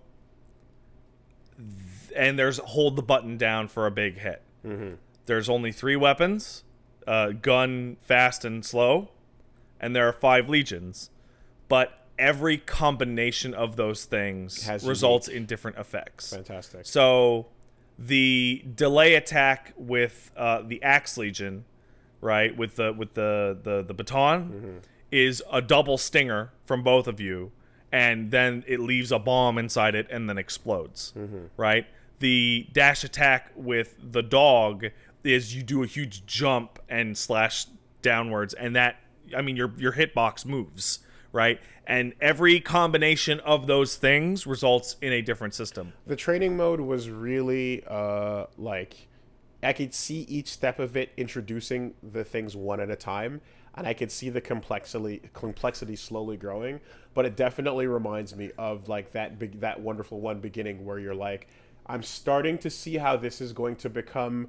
Your brain is going to have to do some gymnastics to get used to focusing on multiple.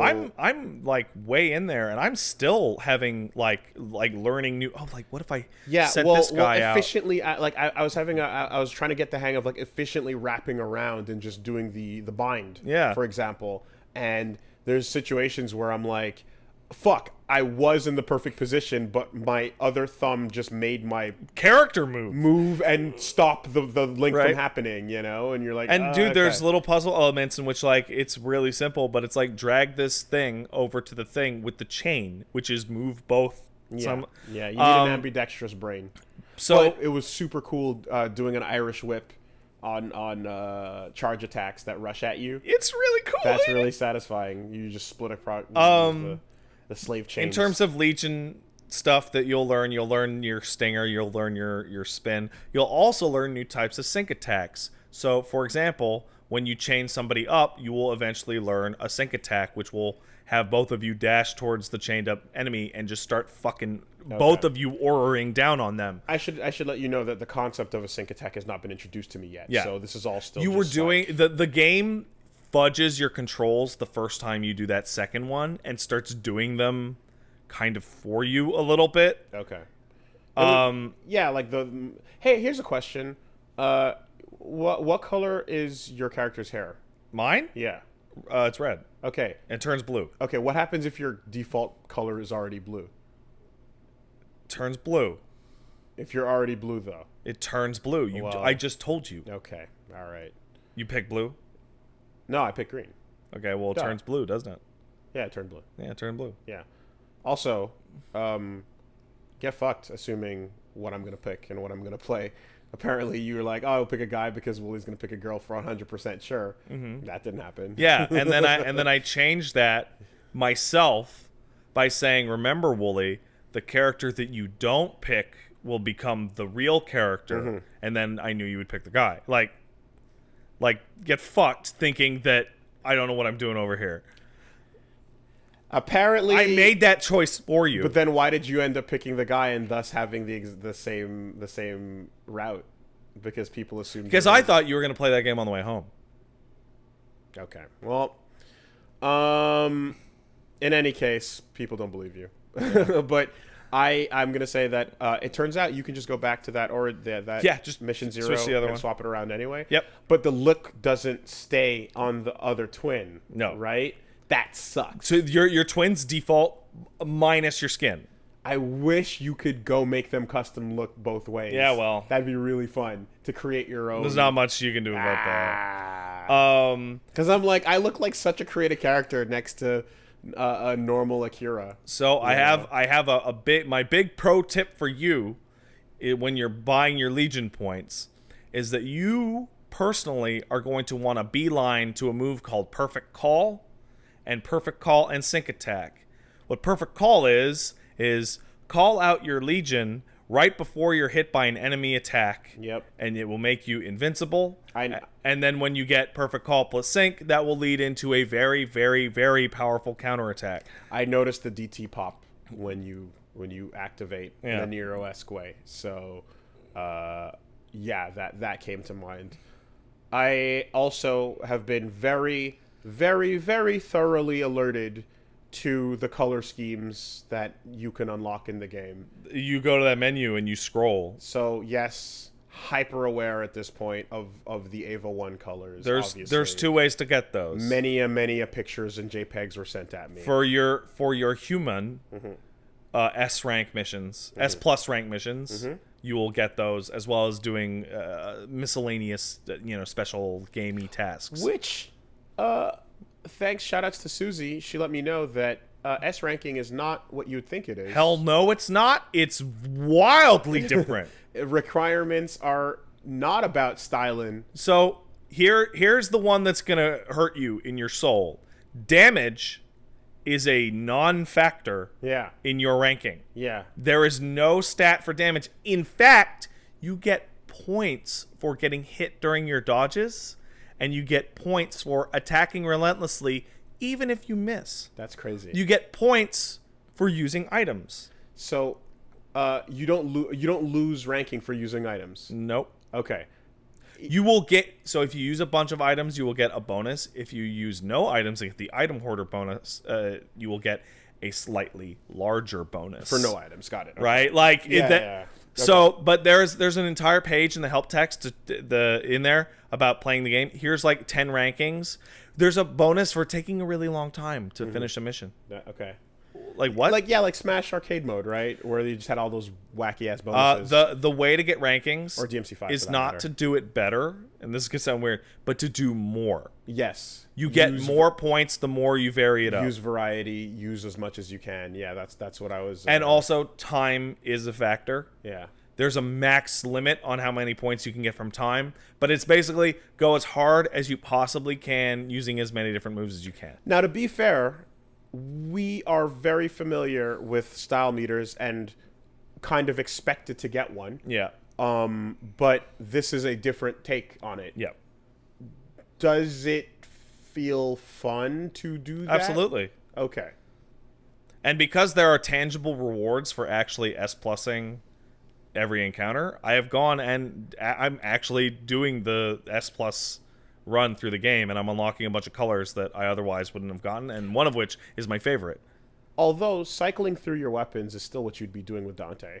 Yeah, cycling through your weapons is not nearly as important as cycling through that other thing, which you currently don't have access to. Okay.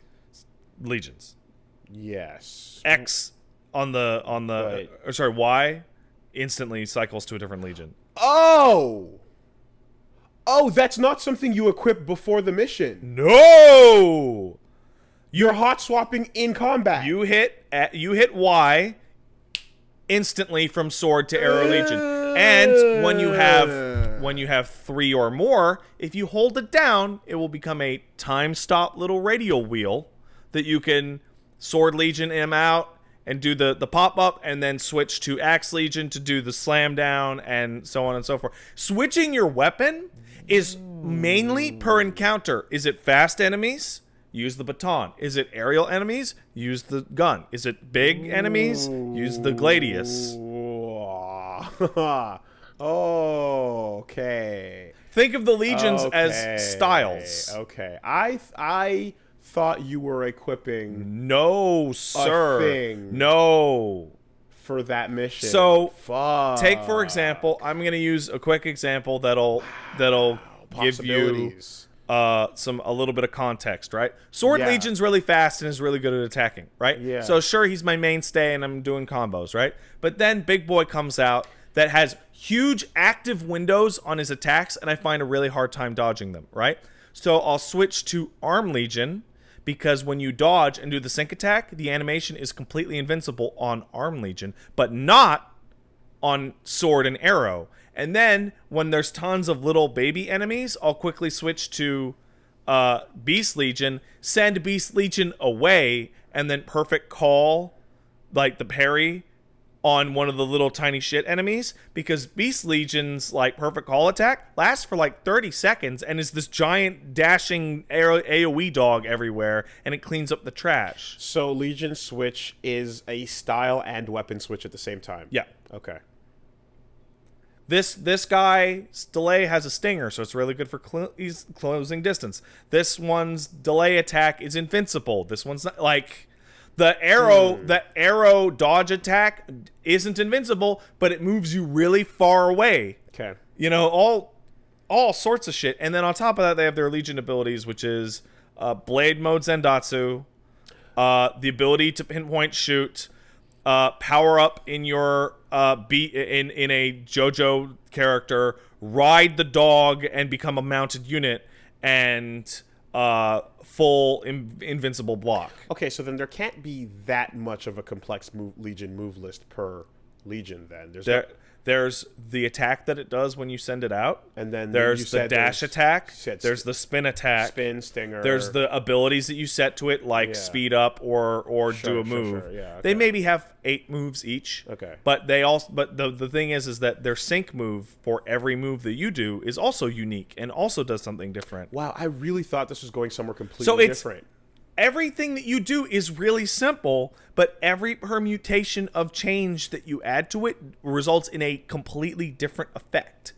So if you count all the unique attacks, like a sync attack, yeah, the move list is gigantic. Yeah, like no, obviously like a fucking Stinger with Durga versus Kilgore, two completely different but things. The actual input is really, really simple, because you're controlling 2 characters the whole time. Okay, the impression I got of where this was gonna go, I thought you were going to have a Legion with a large move list that like a bunch of it is also just like as you level it up or whatever, would be like the auto attack would change, or its patterns would change, or its moves would get, the automatic moves it's doing, the auto fighting it's doing would like get more complex. No. And I thought it was gonna do things like like create a juggle opportunity for you when now as you No, as the human it's you would then It's about using go back and forth. character 1 and character 2 separately, and then combining them for something big, and then separating them back out again. I was really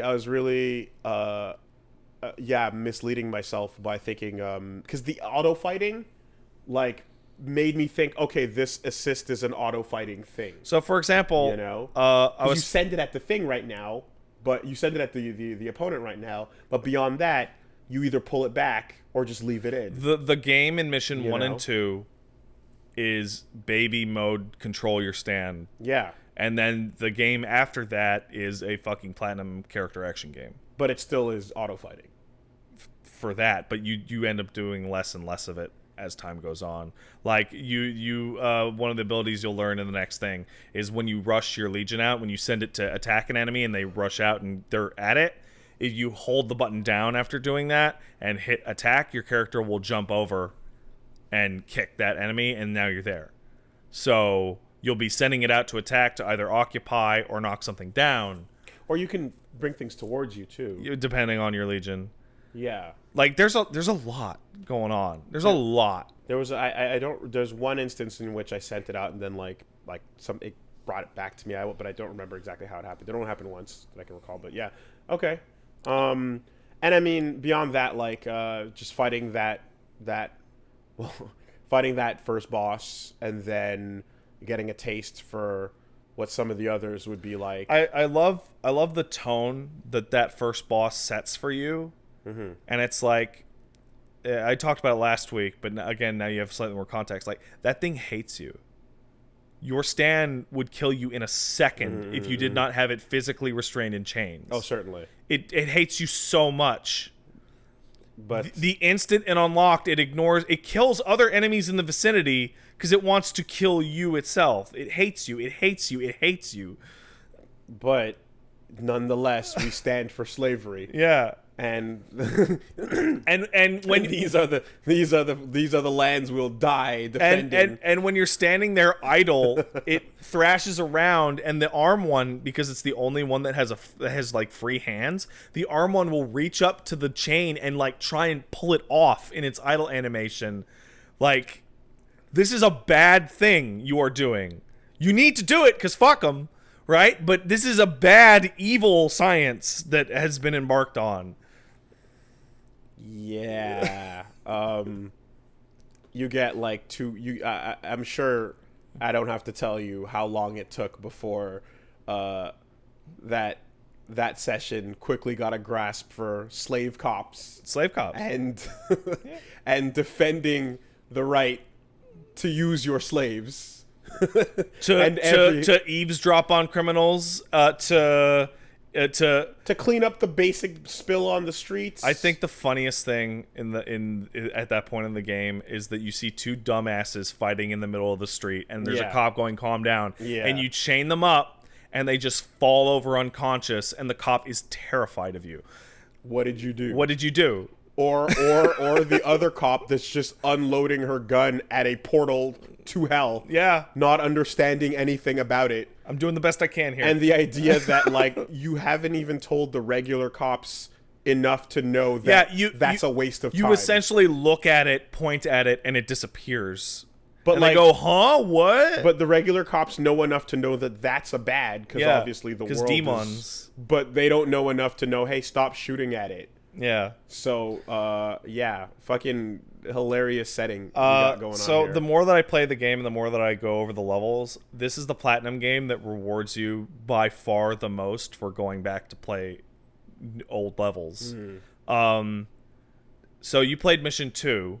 So you know when you after you fight the big guy and then you do the eavesdropping thing and then you go through a couple tunnels and you go upstairs. There's a blast door that comes down. And you can only lift it up with Arm Legion. Yeah, I remember So that. you go, I'll leave it. Yeah. You know what's behind there? A boss fight. Oh, sick. Wow.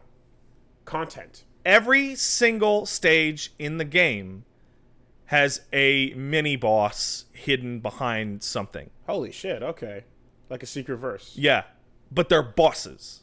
Wow. In fact, some stages, half of their combat is secret verses.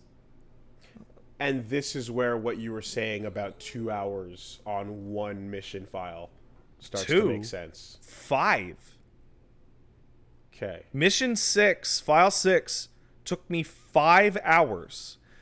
When I sent you the text, I said mission 6's beginning portion that was investigating and talking to people and eavesdrop, that part, that was 2 hours. Okay. Here's a question. It occasionally takes me an hour to leave the police station. So, is this the kind of game where your ranking is like it is impossible for you to get an S if you did not go do that mini boss? No, it's your mission ranking is purely based on the verses. Okay. Second, if you go back and do that extra content, do you still have to do everything else in the stage?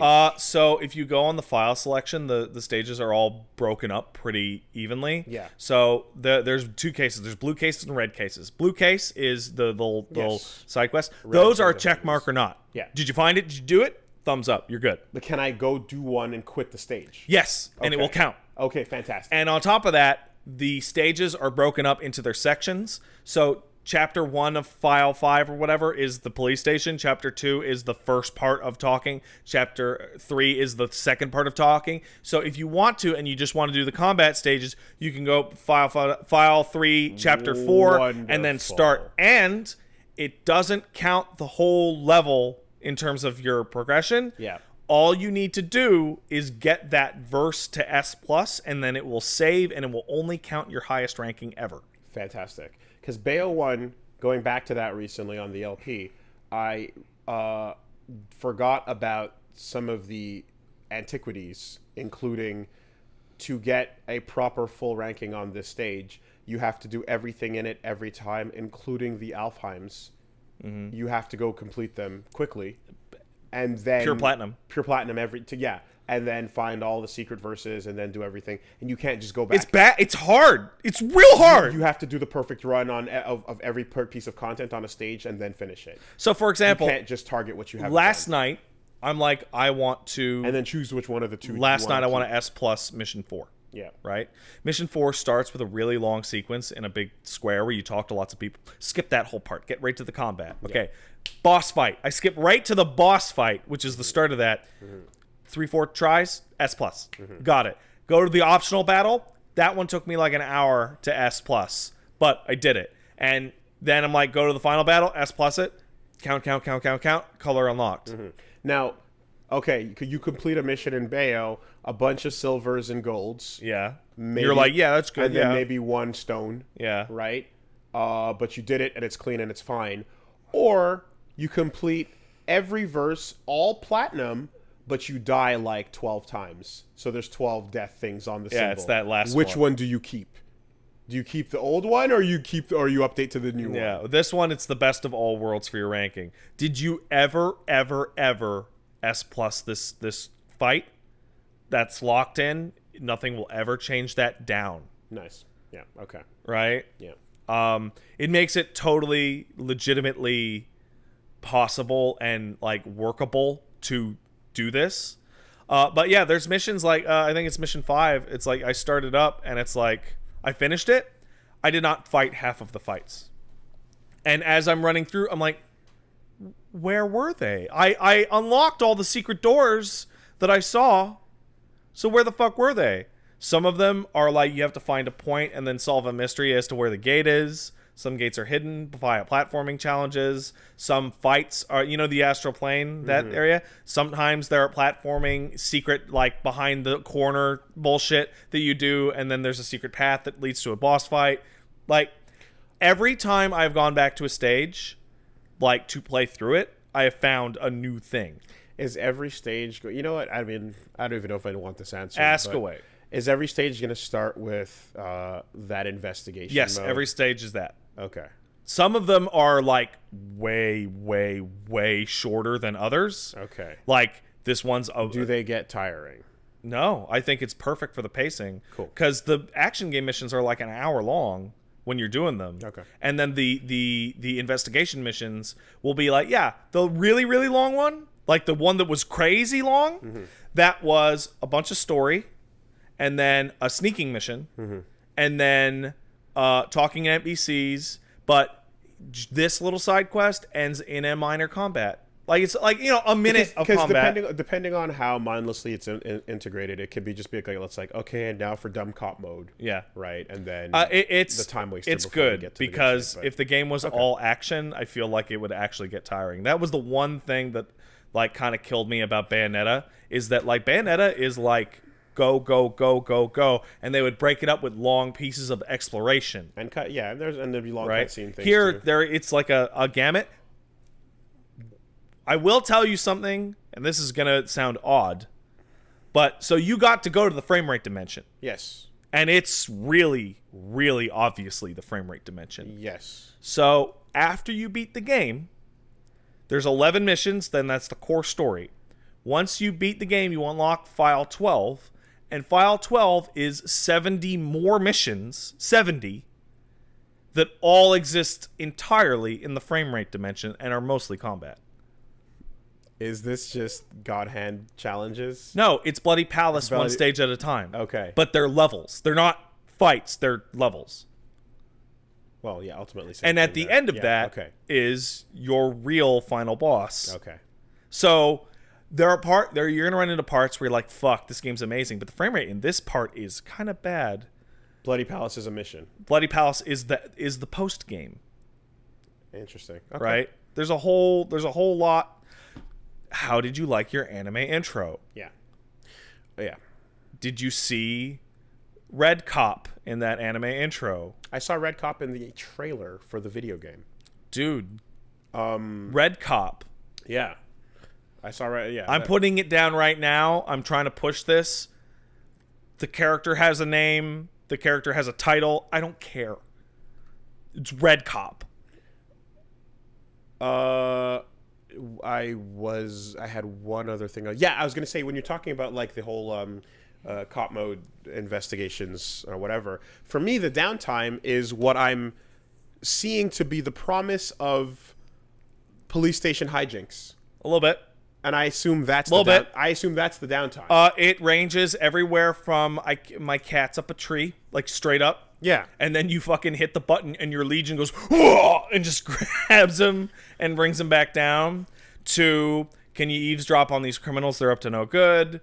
To there's a bomb about to go off. Use your Legion to disarm the bomb. So kind of like back when you were returning to the fucking whatever space base in Nier. Yeah. Right. Like that was to me. I'm like, oh yeah, this is where your break between the action is going to be. Yeah. But you're saying there's also these little blue missions. The game is like. So I was doing a little bit of digging. It's the most expensive game Platinum has made. It has been in development for 5 years, and that's before Nier Automata. What about Scalebound? I don't know about that. It's the most expensive game Platinum has made. Yeah. Okay? Yeah. And you can feel it. You can really feel it. This feels like the first game they've ever made where they got to actually finish it. Is this Nintendo money? Yes. Okay.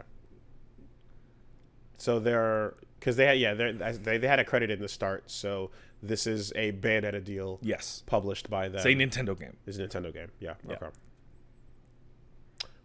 Why? It's incredible. Yes. Really wish I could. Right now, it's my favorite Platinum game. Fighting words. It's really good. It has everything. It has everything that I like. And also, I can't... you'll get there. But, dude, using your your legions, it's like the JoJo fantasy game. The one thing I'm not seeing that I'm going to wait to see is, like, the airplay. It's very limited. It's very your limited. Normal cop, right? It's very, very limited. Yeah, because even you don't have a jump. In Wonderful 101, yeah, you do a fucking launcher, you do some air shit, you can stinger over, you can do a fucking house drop, there's airplay that feels. So I'm like, in this case, it looks like there's not. It's very limited. Yeah, I can feel that. So I'm like, we'll see how that shapes up. It's closer to something like Rising. Mm-hmm. Revengeance, I mean, in terms of like it's very grounded. Okay. And you'll get in the next mission. It's like you'll also unlock Zandatsu and yeah. I mean, dude, you just threw out absolutely everything that I'm supposed to expect. It has almost every mechanic that I can think of that's been in a Platinum game. It's wild. Okay. Game's good. I assume, despite the like info ton that you just dropped, that there is still much more to be enjoyed and discovered that you have not mentioned. Oh, totally. Okay. Because I feel like you said everything there is to say. Don't worry, you'll forget half of it, combat-wise. and then you'll actually do one of the moves, and then you'll go. Like, there's one big secret that I'm not telling you about that is hidden in all the levels that you will enjoy, I'm sure. Yeah. No, I just mean combat-wise. Okay. Yeah. Really, there's a lot of moves for these characters. Like, it's actually super, super deep. Yeah, and it's also fucking insanely huge and long, which I've been streaming it. I thought I was gonna be done last week. I'm doing 5, 6, 7 hour streams. It'll end up being like 7 of those. Yeah. It's fucking crazy long. Yeah.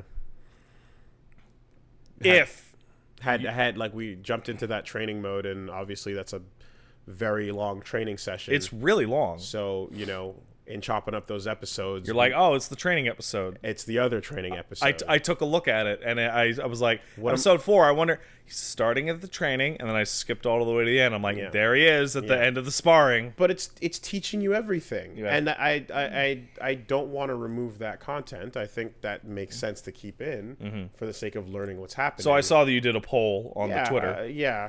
I mean, whatever. Not to fucking get into the full of it here, and in fact, I think some people might be misinterpreting what's what there. But at the end of the day, like I said, there's a limit to how much of a thing you can record. Yeah. And the decision to kind of go with 20-minute parts was like, I said it early on with the channel, but that's a compromise based on like back in the day on the old channel, you and me could be in something while Matt was in not that, or you two could be in something. There's a lot of shit all over the place, right? But that's not the case here. So because I'm in everything that we're doing, like there's a hard limit, and that means that like we scrape up against that every week. So it's like to get a part of Astral Chain out every single day, right? So when you cutting an hour into 3, helps make a 7-day schedule. So when you put that poll up, I went and took a look at the level breakdowns. Yeah. And the level breakdown for Chapter 6, which is the longest one, would end up that if you did every day 20-minute episodes, it will be 6 days in between, possibly 7 days in between your character swinging a weapon. Like 7 days in a row of episodes going up where your character doesn't swing their baton. Because the action it's talking to people, learning stuff, cutscenes, etc. Okay. See, and then the other thing... And that mission's great, but like there's a lot. Yeah. One of those is a stealth mission, for example. And of course, the other version of things was like longer parts, fewer times a week. But in that also kind of like, well, one, like, people don't like that gap. That sucks. And also, two, like, YouTube-wise, that's not good. Well, just record more. Yeah. Just work more. It's in double overtime already. Yeah, I know. It's like that's length of the game means we're doing double to triple sessions. I thought the game was like fucking 12 hours, dude. I thought it was gonna. Hey, well, yeah, I'll stream Astral Chain. HLTV still says 24 and a half. That's bullshit. That's crap. Yeah. That's fucking I spoke to a guy on Twitter yesterday. I was like, I don't know what you're talking about, man. I did Chapter 5 in like 2 hours. I'm like, did you talk to every NPC? Like, no. Yeah. So it like back in the day we used to do half an hour parts when we had the ability to take more space. I don't have that ability. 20-minute parts is that compromised. That's kind of why I was doing it. But like in a game like this, a lot of people were not happy with a training episode and then a training episode, and I can understand that because it's like, yeah, okay, you're waiting for more meaty content. I don't know what's coming Just up tell in the the game. piggies to shut up. I don't know what's coming up. Shut up, piggies. I am not going to Luca Blight anybody. I am not like that. going. I don't know what's coming up in what missions and how the pace is going to come high. If you want, I will go through every single file and break down the exact timeline of appropriate time per level. Well, I've already told Min to change the approach, and like we switched it up. I'm going to try to get out more significant like episodes with like extra length in them and see how the balance goes. But essentially what will happen is like I'm going to put out longer episodes and try to not burn out doing that.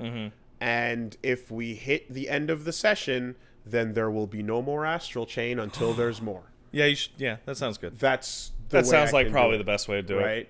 Right?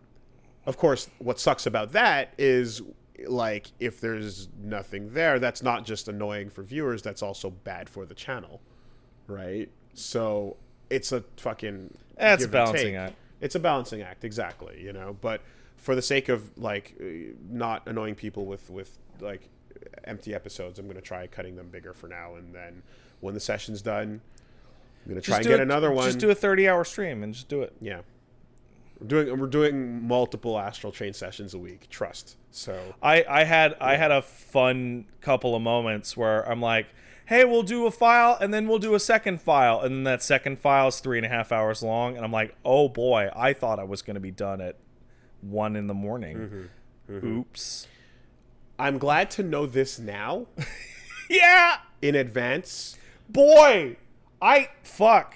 Because, like, especially how recording goes where you're looking for a natural finishing point. This game has a bunch of natural finishing points all over the place. Yes. Verses, sequences, cutscenes. But the part where you don't know... Well, first of all, to me, a natural finishing point is not the end of a verse. It's getting back to your computer and saving the game. Yeah. I don't want to stop anything before I save the game. You go 4 hours between doing that. Game auto saves after every single thing you do. Okay, fine. That'll work. Did you finish a verse? It saved it. That's why you can go in old missions, do a verse, get S+, and then immediately leave. It is a Switch game after all. It needs to be kind of portable. Absolutely. In that way. So yes, that's good. Okay. But yeah, I was kind of coming at it from the point of view of like, fuck, I lost my train of thought. Anyway, whatever. It's a good game. Yes. People should play it. It's already been confirmed to be platinum as a big success, which means, and this is weird for them, they've just straight up already like said, hey, if this game's successful, we have a trilogy planned. Sick. And then they came out and said, this game was really successful. Yes. So Nintendo seems to be very happy working with them and giving them the money to do the good thing. So that's awesome. Also, I remembered what I was going to say. I was going to say that knowing in advance that this daunting, crazy ass, beefy game is going to be as long as it is helps to set my expectations, because games that I love piss me off when I think they're going to end and they don't. Right? And I've described this multiple times. For example, every single Persona game sets you up to think the credits are going to roll. And then goes, no. And then Danganronpa did the same thing. And it's a thing where you're just like, motherfucker, like, I like when there's more game here, but I legit was like, oh, I'm pretty sure I'm done. Okay, I have about 2 hours, you know? And then I make the mistake of thinking I'm going to wrap things up. With Persona 4, it was the first one that hit me really bad. I'm like, I'm doing it. Okay, maybe just a little longer. And then the farther and farther I went, I'm like, oh, there's like a whole another month here. It was, yes. and I think one of the most recent times was with Hollow Knight, where I just... Oh, man. Like, you're just like, oh, man. What the fuck is the end? Another one. Another one. So like, it's like, and it's all amazing game, but there's a point where I'm just like, fuck me, my expectations are just getting thrown out the window. I just want to know what my expectations should be. Just allow me to set them. And this game does that. Hey, there's 11 chapters, and then there's a post game. my kingdom for a goddamn Donkey Kong Country percentage. Yeah. You know? And then you hit 101% and you're like, yay. But just... Well, the percentage system isn't even perfect because, like, remember Symphony of the Night?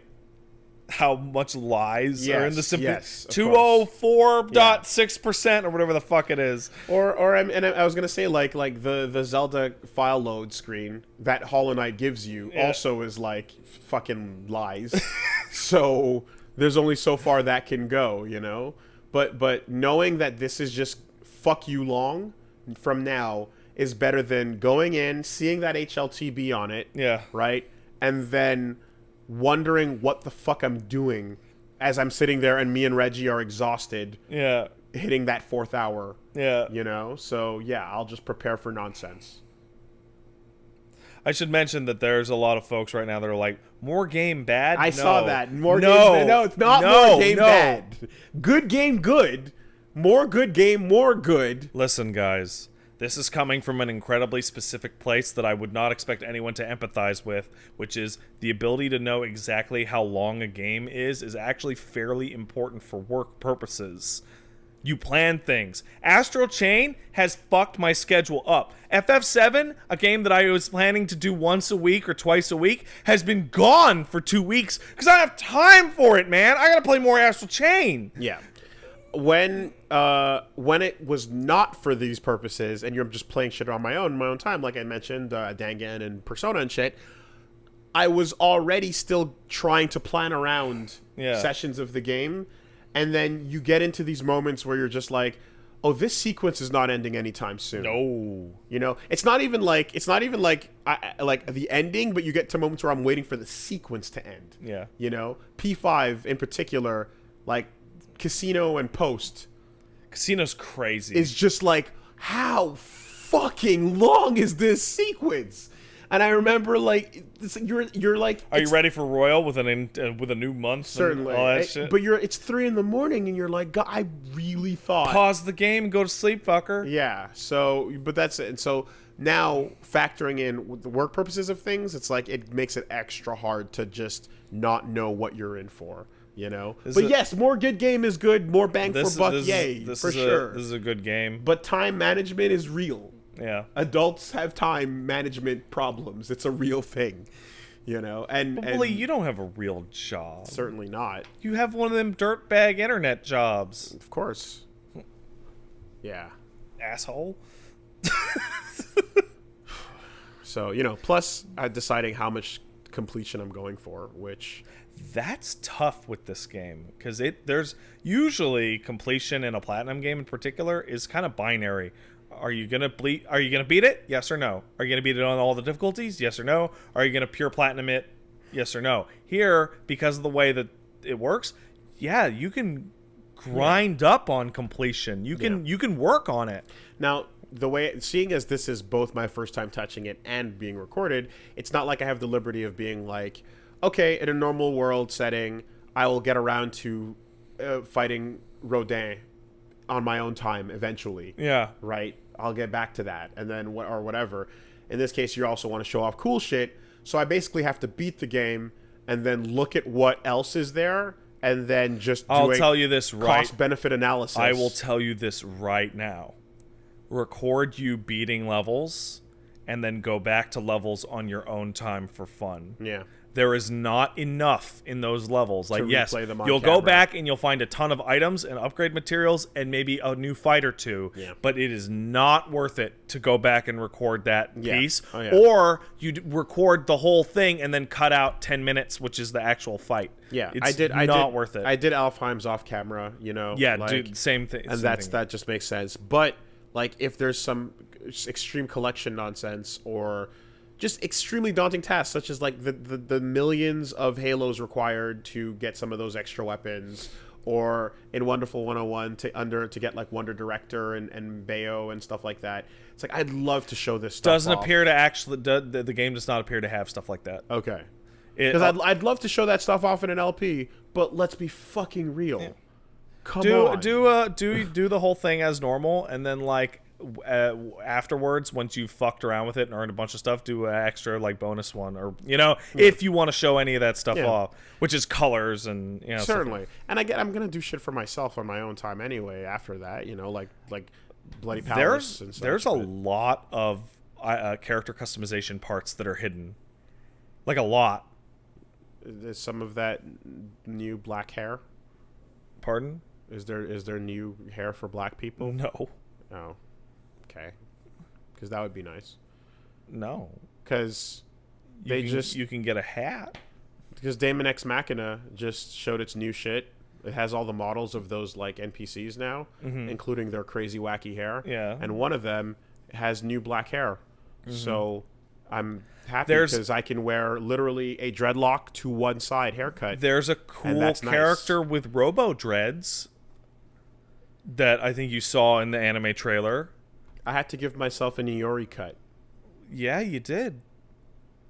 I think that's the most popular cut that I see him in people's footage. Yeah. It would be nice if I could have black hair. Wooly, I can't. It's 2077. The Ark is all that remains of humanity. That hair is gone. But that skin tone is not. Wait, hold on a second. Alicia's there. Alicia Lopez is there. And I'm like... Yeah. There's one... Sarah? I think... There are very few black people left on the Ark. I think that hair is gone. The skin tone is there. Certainly selectable. That's fun. And you can set your eyes to whatever color you want. Yeah. Including heterochromia, dumb fuck bullshit. It's not a big deal. Just give me more than nothing at all. And when you give me more than nothing at all, please don't let it only be an afro. Well, Wooly, thanks. Think about how I feel. What just was it? There's no teenage balding option. I can't look like myself. There's always bald. There's always bald. Yeah, but I'm not bald. I'm balding. It's a different look, man. Yeah. Yeah. There's only every other look you've had in your life that you can use. That's it. Yeah. Actually, no, that's not true because I have really curly hair. And, well, I mean, you can't tell now. But, and curly hair is almost always totally absent from almost all games because it sucks shit Sometimes all I'm asking for is one hairstyle that I had over the course of my life. Any of them. Okay, there have been many. Just one. My advice to you. Take the white hair. Take the white person hair. Okay, yeah. And just shave lines into it. Yeah. So that the bald thing with the single buzz has a couple of lines and it looks like shitty textured cornrows. This is a discussion that you need to have with somebody at Platinum because I bet if somebody actually spoke to one human being, they're like, "Oh yeah, we totally didn't," and then they would add a couple, right, on the next one. Yeah, it's more than expected. It's fine, and it's just the state of character creators. It's just how it is. I really do need to sit down and do my videos on, like, Wooly, the fucking bar is so low on how black people that when I started the game up and I selected the black skin tone, I was like, oh good, it's not a mutant. It's not purple. That's nice. Like that's how low the bar is. I was like, yeah. Oh wow, it's like a human. Yeah, I was happy that I could set the color and then the lips separately to make them look a little bit more normal. I was enjoying that ability. That's nice. And they even let your sibling match the same color, and that's cool too. I didn't know that. Yeah, so they both are the same tone. Because they are in fact properly related. Yes, unlike your dad is adopted, Grandpa Vargas, who has a really young sounding voice. Out of not. I don't want to say not good casting, but I want to say not the casting I expected. Okay, so old man with beard and scar face. Great. Should not sound like a flustered kind of... He sounds younger than me. A flustered 30-something. Also, I don't know if it's the voice actor or the voice direction they gave him, but Jin's lines just cut through the game, and they're bad. Like, constantly. Constant bad. Like, his appearance and his attitude as that, like, oh, silly dad, are just... What? Yeah. Because I'm seeing Von Fennell's trainer from Escaflowne. To destroy the chimeras. / Cliff Underson from Guilty Gear. You know, and every other old man with the star eye that looks like that. Like Papa Neer. Something. Any of that, yeah. Hey, guys. Hey, it's good that you're joining the force, huh? It's like, what the fuck? Yeah. Reinhardt. Yeah. You know, it's a type. But anyway. Yeah. I will say, actually, come to think of it, about the black hair thing, there is one positive the game is, and that is the game says that in the future, when humanity is doomed, race mixing will be the norm. Did you talk to everybody in that police station? Yeah, I think I did. You notice how every single character has an Asian and a Western name? No, I didn't notice that. Almost every single character. It's like Shizu Edwards. How about that? Interesting. I noticed that one motherfucker that had my hair, and that was bullshit. So fuck that guy. Which guy's that? The guy standing in the corner. Was it Robert, maybe? I don't know. Richard? Richard. Yeah, Richard. He has my hair, and he has my hair color. So fuck that guy. Yeah. But Richard's anyway. weird. I like him. But yeah, time to go back over to Daemon X Machina and use the half-dread hairstyle, the Killmonger. Yeah. Which they just put in the game, which is fucking awesome. So yay. Astral Chain, good game. We'll be talking more about it next week. Probably not quite as long as this. I can't wait to play more AC. I know. Isn't that becoming... You saw that thread, right? Hey, I'm getting it. Oh, man, the AC's really good. Oh, AC's fantastic. Oh, you mean Ace Combat? No, I mean Assassin's Creed. No, I mean Astral Chain. Oh, wait, hold on. You're not talking about... oh, fuck. What was the other one? Assetto Corsa. No, not even. No. There's like 10. There's Armored Core. Yeah. There's What, you mean Animal Crossing? Yeah, no. For sure. Yeah, no. Fuck. That's bad. It's like the most common one, I think. FF was big FF's for a while. bad. FF was But big like for these a are while. all different games. Yeah, and also, well, no. AC are the most games that are high profile. That all have the same initials. Whereas 95% of the planet thinks of Final Fantasy. Yeah. And then like 3% think of Fatal Fury. And then 1% thinks of Fighting Force. I think of Fighting Force. and then Final Fight's in there. And then the rest think of Final Fight. After Fighting Force comes Final Fight, obviously. Yes. So yeah, we played Astral Chain and what's MW? Modern Warfare. Not Mech Warrior? No, it's Modern Warfare. I think of Mech Warrior. You're wrong. What about Monster World? That's nothing. You did it. You did it. You did it. You did it. Congrats. All right, so we played Astral Chain. I also played something else briefly. Mad World. Mad World, there it is. But that would actually just be... it wouldn't just be M. But I also played River City Girls by The Way Forward. Yes. It's a River City Ransom 20 years later with the girls. Yes. The soundtrack is incredible. There are tons of vocal tracks just walking around. Oh, like the trailer. Yeah, cool. the tons of them. The animation is stellar. The use of color is amazing. The voice acting is perfect. Anime hamminess. It plays fantastically. A Bobo is there. A Bobo's there. A Bobo is there. A Bubo. Yes. Sick. He is there. So they're full Double on, Dragon and they're full on embracing the Double Dragon. Skullmageddon is a Kunio shopkeeper. World. I saw the picture. Is that actually Skullmageddon? It is totally Skullmageddon. Okay. And there is a very suspiciously placed redhead with sunglasses very close to his shop that I'm looking at and going, that's weird. Okay. So Bimmy and Jammy are in Kunio World. Bammy is the dojo master. Okay. This is what it is. Got it. Okay. Cool. Interesting. Just straight up. Interesting. Game's great. Kyoko, her forward heavy is a dab. Did you see this? Yes. It is a hard dab and with it rainbow blows effects. Everyone away. And it is a fucking like hard forward. It's amazing. I have so far I've beaten 4 bosses. The final hit on every boss has been a dab. Dab on the haters. Story is stupid as fuck because of course it is. Yeah, boyfriends got tied up. They got kidnapped. They're in the Gotta van. get them. Game's great. Love the sprites. A plus beat 'em up. It is. Does it feel, even though the sprites look completely different from everything that's come before in that franchise? Yeah. Does the gameplay and beat 'em up style resemble River City?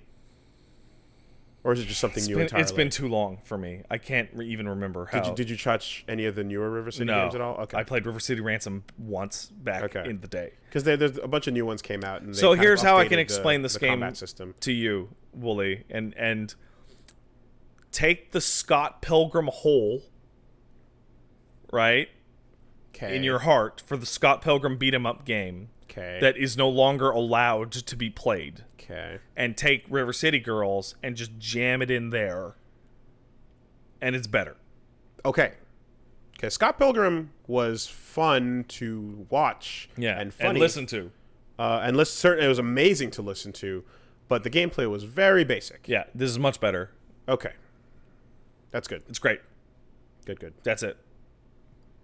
And if you want to see more Astral Chain and River City Girls, you head down to twitch.tv/angriestpat. That's a crazy Twitch channel. I'm going to be streaming River City Girls tonight, in fact. Is it like an hour long? It is 2 streams long. This is how I'm going to describe games to you now.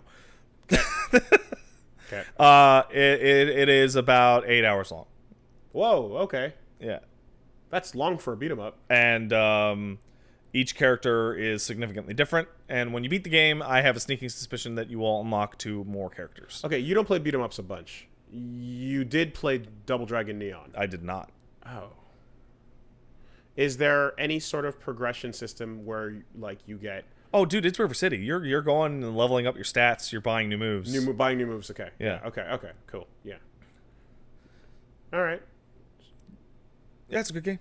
Yeah, it's great. I mean, obviously I picked it up. Haven't booted it, but definitely going to be taking a look at that on the channel this week. Was supposed to do it last week, but shit came up, unfortunately. It's got a great couple moments in there. Like the bosses are all stupid as fuck. Mm-hmm. And just like a nice little... They talk more than I would have expected with voice acting. There's a nice little moment. It's like, what the fuck's wrong with our town? Why is everyone like this? I think I saw something also confirm something saying that like, oh yeah, that did great, and Way Forward is like super down to make more. Good. So Do both it. that and Astral Chain, yay, new big hits. Awesome. So yes, you're saying. It's For good. more. For more, you check it out twitch.tv/angriestpat. And that's me. Yep. And for more Astral Chain, you can check out Wooly Versus. Also this week, I'm going to be taking a look with the boys at River City Girls and Control. That game's really good. Yep. And I believe Deus Ex is dropping this week too. You say Deus Ex? Machina. Okay.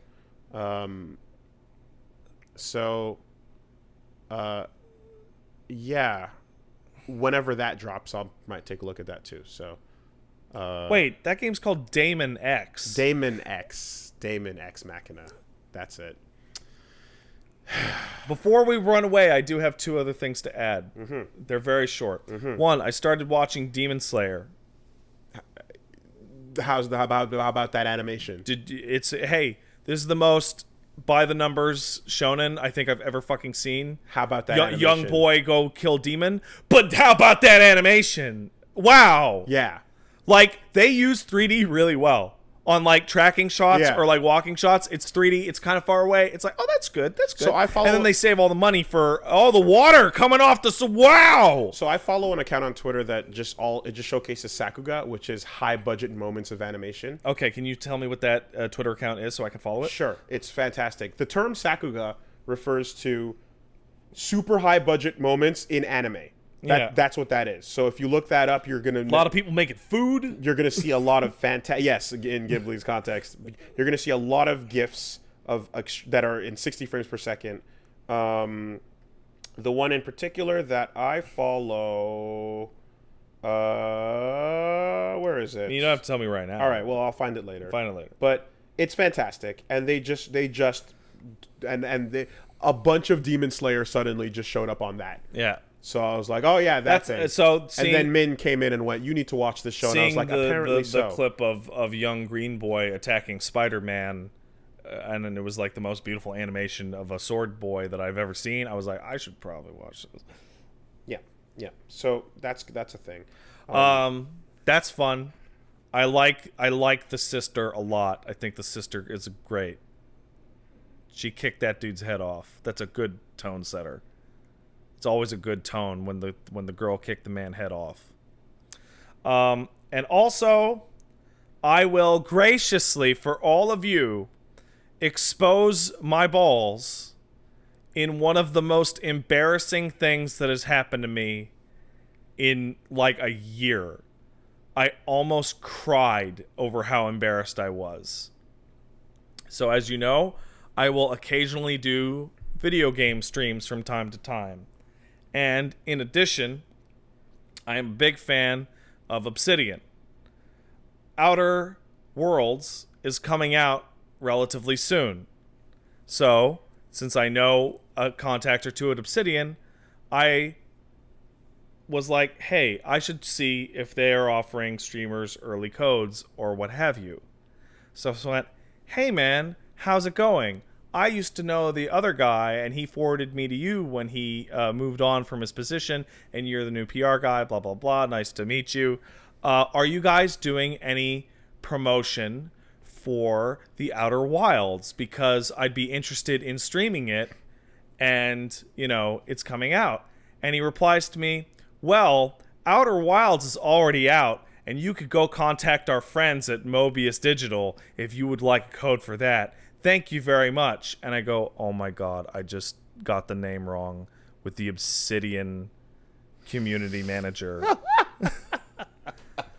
I just literally the same thing we've been saying for weeks. I literally went to the and PR man and I typed it out. And you read what you wrote. He replied to me in 2 minutes. And you clicked the button. It is the fastest reply I have ever seen from a community manager. Just go, you should really go check out Mobius Digital. You could go talk to them for Outer Wilds. And I'm just like, and I wrote this huge, oh, I'm so stupid. I totally streamed that game. I completely forgot. Well, that was 2 days ago. He hasn't looked at it.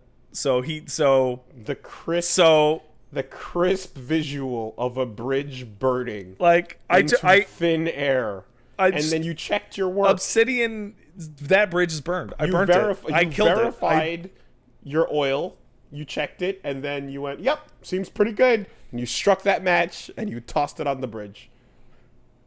And now it's a cliff. So I'll be doing outer. Did you notice when I said it in the story? I'm like outer world. Like I had a big pause. You're going to be playing OW. I'm going to be playing Outer Worlds. You're going to be playing OW on its retail release. Don't worry about it when it comes out in a bit. Just tell everyone we're playing some OW today. That is the most embarrassed I've ever been. The entire time I've worked in this industry, because it is something that I mocked people for relentlessly while I was streaming Outer Wilds. I came onto this podcast and mocked people who got the name wrong and were coming into my stream going, oh, Outer Worlds is already out, oh, it's crazy. And then with the one person that I can't make this mistake on, because it's the difference between, hey, maybe I get the game or a day earlier. Fuck! Yep. And he saw it right away. I didn't have time to like even see it and go, oh shit, and delete it and then type it again. Like you know when you send something to somebody and it's like a business contact and it's like seen within like 30 seconds. Well, I was gonna say it just happened. The speed at which the dunk was returned. I had no ability to save it. Is thoroughly like informative of how badly you fucked up. Oh my god. So hold that and keep that in mind. Yeah. So well done there. Ouch. Outer Wilds, Outer Worlds, Overwatch. Sure, there's got to be a couple others there. I don't know. So that's my embarrassing story of the day. Well done. I hope you all enjoyed it. The you know that noise that you only hear when something like that happens and it comes out of you and you're like, what is that noise? It's like it's not a no, it's just and you're reaching out and you can't stop it. It's too late. So you had a bad week. that was just But a little bit ago. I'll tell you who had a good week. Who had a good week? Nintendo. Why's that? Because News. it's been a while since a Nintendo Direct dropped megatons after megatons on the unsuspecting. That was a good direct. On the unsuspecting masses. That was a good direct. They lit the fucking floor up. So hey everyone, there's something here for you. Not you, Metroid fans. I kind of feel like the directs kind of were, people got used to like, okay, well, there'll be some cool news, you know? But this felt like an E3 out of nowhere. Or maybe we're just biased towards things within our sphere of fandom / influence. Nah. Because it also felt very tailored. It sure did. It felt like a very strangely targeted Nintendo Direct. Not you, SMT fans. I came in a little bit late on it, but after the confirmation. But we talked so much about speculation, Terry, last week that we don't even really need to spend that much time. Terry's in. You know, more than anything, the hilarious discussion that comes from people either being upset at him being there as opposed to whatever the fuck else, or Where's Sora, man? where Sora, man, says all North America and Europe and part of Japan. Yeah. Or the other thing, which I love, which is a bunch of people going, hey, I don't know anything about this Terry Bogard guy. What game should I play? How do I get into Terry Bogard? And it's like, oh yeah, bro. Okay. So Red from Pokemon got really ripped, and you know, go grab a copy of KOF 98. Go grab a copy of Fatal Fury Special. Reel bout if you're feeling frisky, and then close it out with some Mark of the Wolves, and that'll be your crash course in Terry Bogard. That's already too much. You know, that's so. You know. Certainly, it's also funny that like people want to like play them in preparation in advance. Yeah, in a way, it's a weird thing. Where it's like, it's gonna be a Smash character. You're gonna be fine. Yeah. You'll figure it out. But he will be faithful in ways that we don't expect. Right, because each of these DLC characters is being treated way more specially than any of the previous ones. If you do this fucked up motion for Power Geyser, he does a bigger Power Geyser. Yeah, he does the three smash. He does boom, boom, boom. Yeah, for sure. And it's not better or worse; it's just cooler looking. I think they're gonna give him the line system. He will jump into the background and dodge attacks. Shut your fucking mouth. And create a second line to face and then do diving swings at everybody. Shut the fuck up. You dodge and then you switch. You know, lines. I just realized it's actually really appropriate for. Oh no, wait. It was. Yeah, Fatal Fury had Out of Bounds. It had Out of Bounds. Out of Bounds. He will have the line system, and he will have the top system, so that when his percentage is in between. That's crap. In between. You are full of shit. In between 65 and 85%. So fucking. He has access to a top move. That's bullshit. Where he's flashing, so you don't want to be too low or too high in the percentage. You're a liar. You want to keep it right in that sweet spot. Nintendo Direct. Who cares about Smash? Deadly Premonition 2 exists. All right, there was a lot of announcements, actually. Way more than ever expected. So if we're going to go through, Overwatch Legendary Edition. Cool. Coming to Switch. Totally. Dope. Luigi's Mansion 3. Who cares? Dope. Yo, Luigi's Mansion 3. Luigi's Mansion is a good fucking game. You haven't played any of them, right? Yeah, I played about 10 hours of 2. They're fun. Yeah. But who cares? Super Kirby Clash. New Kirby game confirmed. Free to start. Hell yeah. HAL continues because they can't stop, won't stop. Because why would you? You can just make Kirby forever, and guess what? They're all fucking good. Mm-hmm. No such thing as a bad Kirby game. Test me if you think I'm wrong. Fuck you. Canvas curse. Fantastic. That game's trash. Had fun. Liked it. Didn't beat it. Still a fun game. We have Trials of Mana HD remake. Looks good. You a Trials of Mana guy? I remember downloading Secret of Mana. Mana 3, Second Densetsu 3 back in the day because that game was crazy. Didn't get very far though because it was Japanese. Yeah.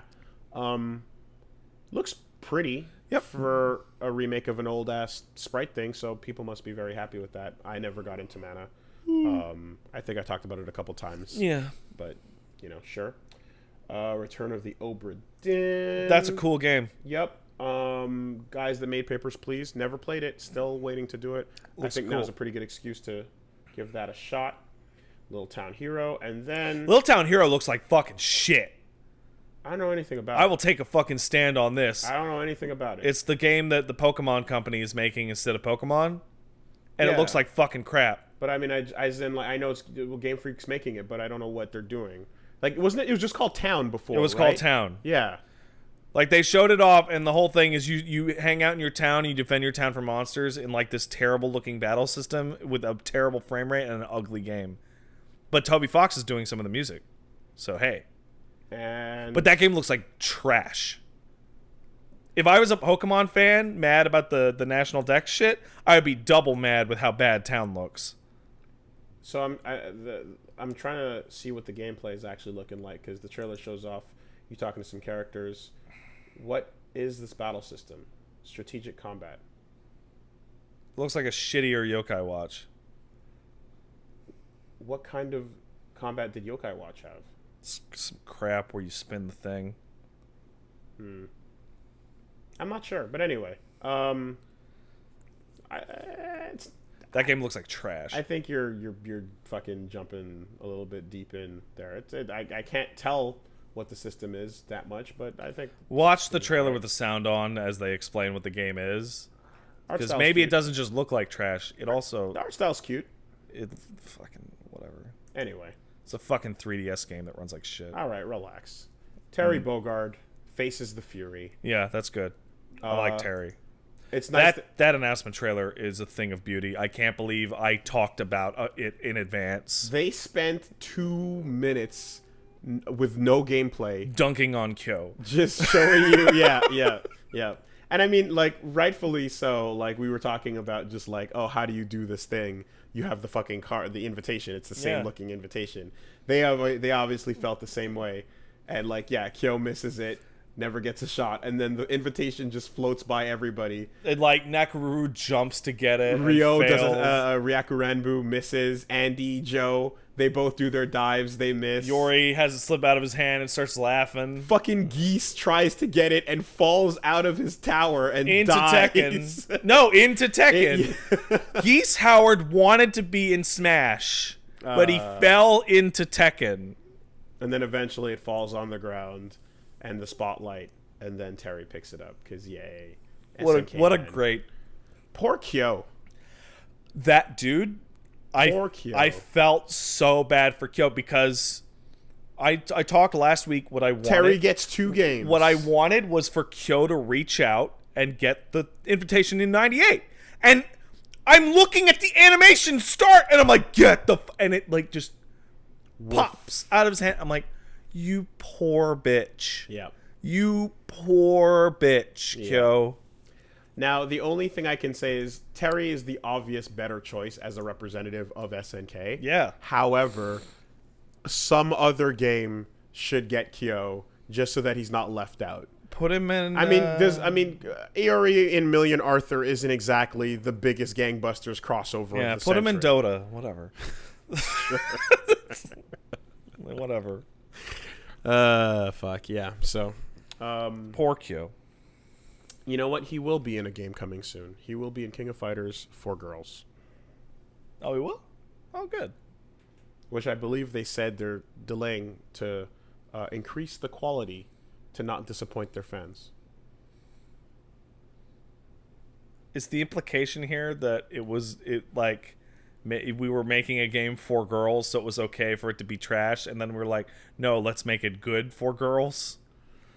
Is that like... Or that people laughed at the name and they might have misread that as, oh no, the game is not good enough, so we're going to take more time on it, when really they just need to not name it something so stupid. But I digress. Link's Awakening Looks good. looks great. Just when you thought you couldn't see another Toon Link form. I thought they already announced this. This is not a new announcement. No, it's not a new announcement, but they just showed a trailer for the Amiibo. Clay. that you're gonna get with it. So, Clay's good. Yay for that. They showed off Mario and Sonic at the Olympic Games. Dragon Quest 11S. And then, more relevant, hashtag the 1300 FE. 13,000. Tokyo Mirage Sessions. Nah, you were right the first time. Tokyo Mirage Sessions, Fire Emblem Encore. Kawashitai. Da, da, da, da, da, da, Oh boy, da, did da, a high-pitched big old laugh come out of me when I saw that thing. They actually did it.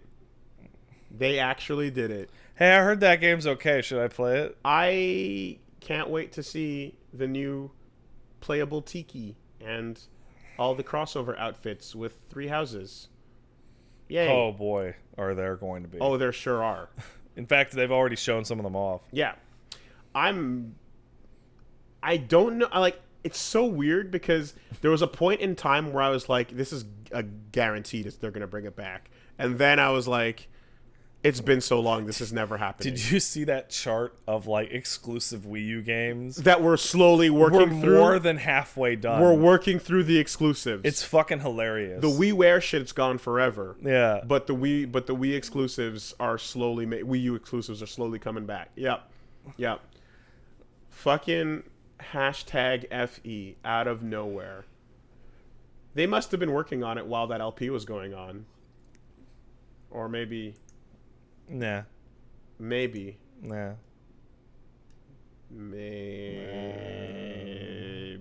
Deadly Premonition 2. The game that obviously would never get a sequel. A Blessing in Disguise. What a good name. I can't believe that game exists. And Swery it's made by a new studio, and then Swery came out and it's like, by the way, I'm totally directing this. I can't believe the quality of the models. It looks good. Looks like a real game. But it's still janky. Still jank as fuck. But it looks good. It's the same, like it's almost like they up. You know what it looks like? Looks like D4. The textures are so flat. Yeah. But it's still jank, and it still has the black outlines on every. Yes, it looks like D4. Are you looking at the trailer or whatever? I am. And then Deadly Premonitions Hey, Origins. Willie, I have a little tip for you. There's a little secret for people who watch that trailer really closely. You know that bit in the beginning where the FBI lady is talking to the man, the old haggard-looking man? Yep. That apartment look familiar to you? No. Well, it's in Boston. And it's the same apartment from D4. Didn't play D4. Oh, okay. Well, D4 ended on a notorious cliffhanger. And this is totally going to actually be a sequel to D4 as well. Oh, you think they're going to use this to wrap that up? It is the same house. Okay. And it is in the same could city. that not just be some sort of like... Asset reuse? No, not asset reuse, but like mild tie-in as opposed to complete wrapping of the story? Because I remember he was super disappointed. Forrest Kaysen is in D4. Okay. Because I remember how disappointed he was that series had to end prematurely. Yeah. So it would be cool to have the opportunity to tell people, hey, here's what actually happened. I think if it was just the same room or something and it was magic, I think that would be like a little nudge. But it's like, it's the same city too. It would be a smart opportunity to close an open chapter, an open book. Also, D4 had time travel elements. And this game also will have you traveling through time. And it was supposed to be a 5-part thing, right? Yeah, and you got one. You got one. Okay. Got one. Yeah. That's yay, Swery. Yay. Good for you. Divinity Original Sin 2 Definitive Edition. That's a great game, and it has cross-save between the PC, which is really cool. So that's coming to Switch. That's wild. Is that the first cross-save thing on... Maybe. Switch? Maybe. Fortnite? Yeah, sure, Fortnite. Doom 64, because what? I can't believe the Doom 64 announcement didn't end with, and it's out now. I can't believe they gave a date for it. It's in November. Like, what were people... Was this Doom 64 is a really good game. Was this a thing people were Doom 64 is a really good game. There's nowhere else you can play it. Okay. first time ever hearing of. It's a completely different game. I know it's a unique. I know it's a unique Doom game, but good for you. You fucking deserve it. Good for you. You deserve it. I know it's a unique game, but I never knew that it was like a beloved exclusive that people wanted. So, how about that? It's canon. Does it take place after Doom 2 and before Doom 3? Or is this the true Doom 3? Dude, I don't know. Did Doom 3 never happen? Doom's stupid. Like the story, I mean. So when Doom guy ends up in Smash, it's going to be the Doom 64 version? Yeah, that'd be cool.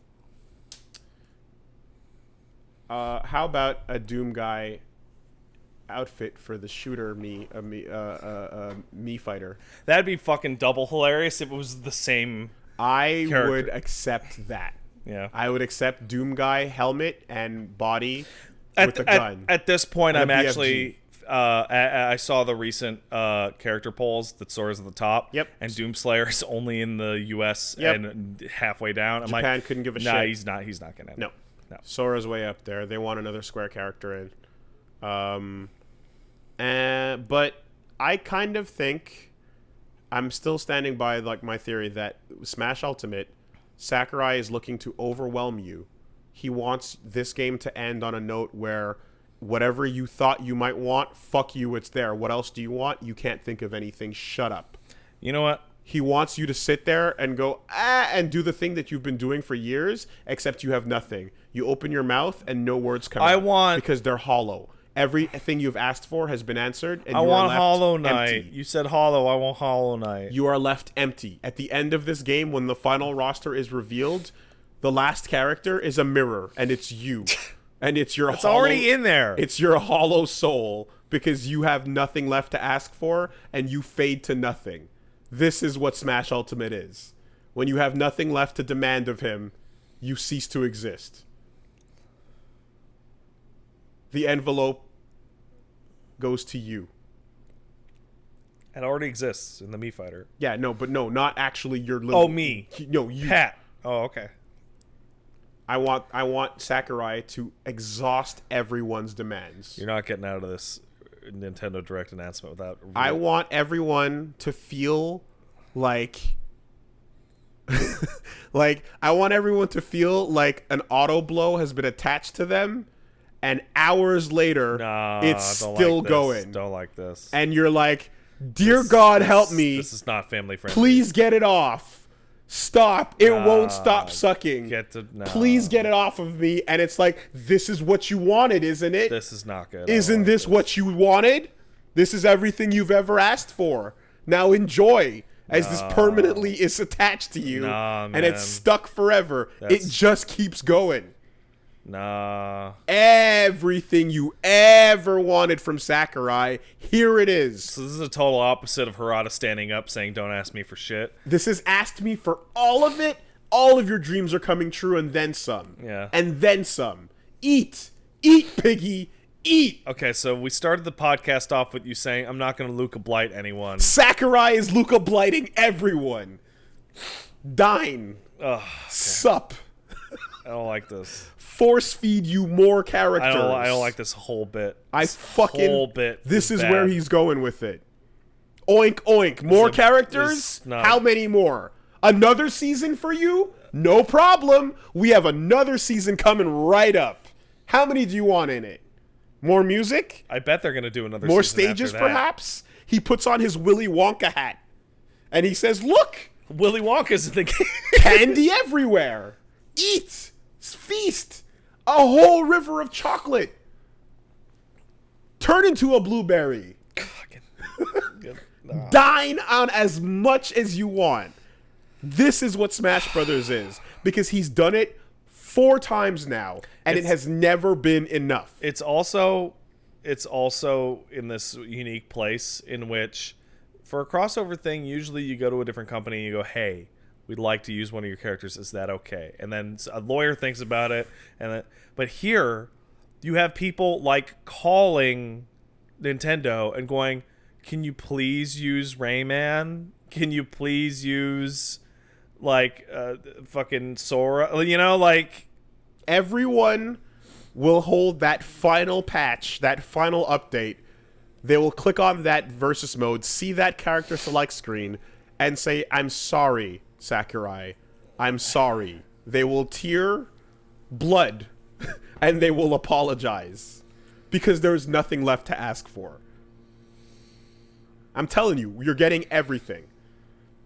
Now that Sans is there, whether or not you count that or don't, you can fucking argue that. Well, Doom Guy's not going to get it, so it doesn't even matter. But maybe as a shooter outfit. Because why the fuck not? And Gino is already in as an outfit.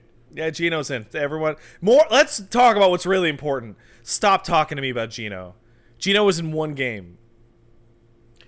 You know, full faith that Sora can show up because the Square friendship is already on the I don't table. know. I'd be bored with Sora. Dante can show up. There's nothing. Well, you know how you possible. know Dante can show up, Wooly. Hmm. Did you see what else they announced for the They Nintendo sure Switch? did. Would you like to read that off for the people? Devil May Cry 2 coming to the Switch. By itself. Not in the trilogy, for that matter. By itself. Yeah. I laughed and laughed and laughed. And then I saw a single comment that made me go, you know what? At this point, who the fuck even knows?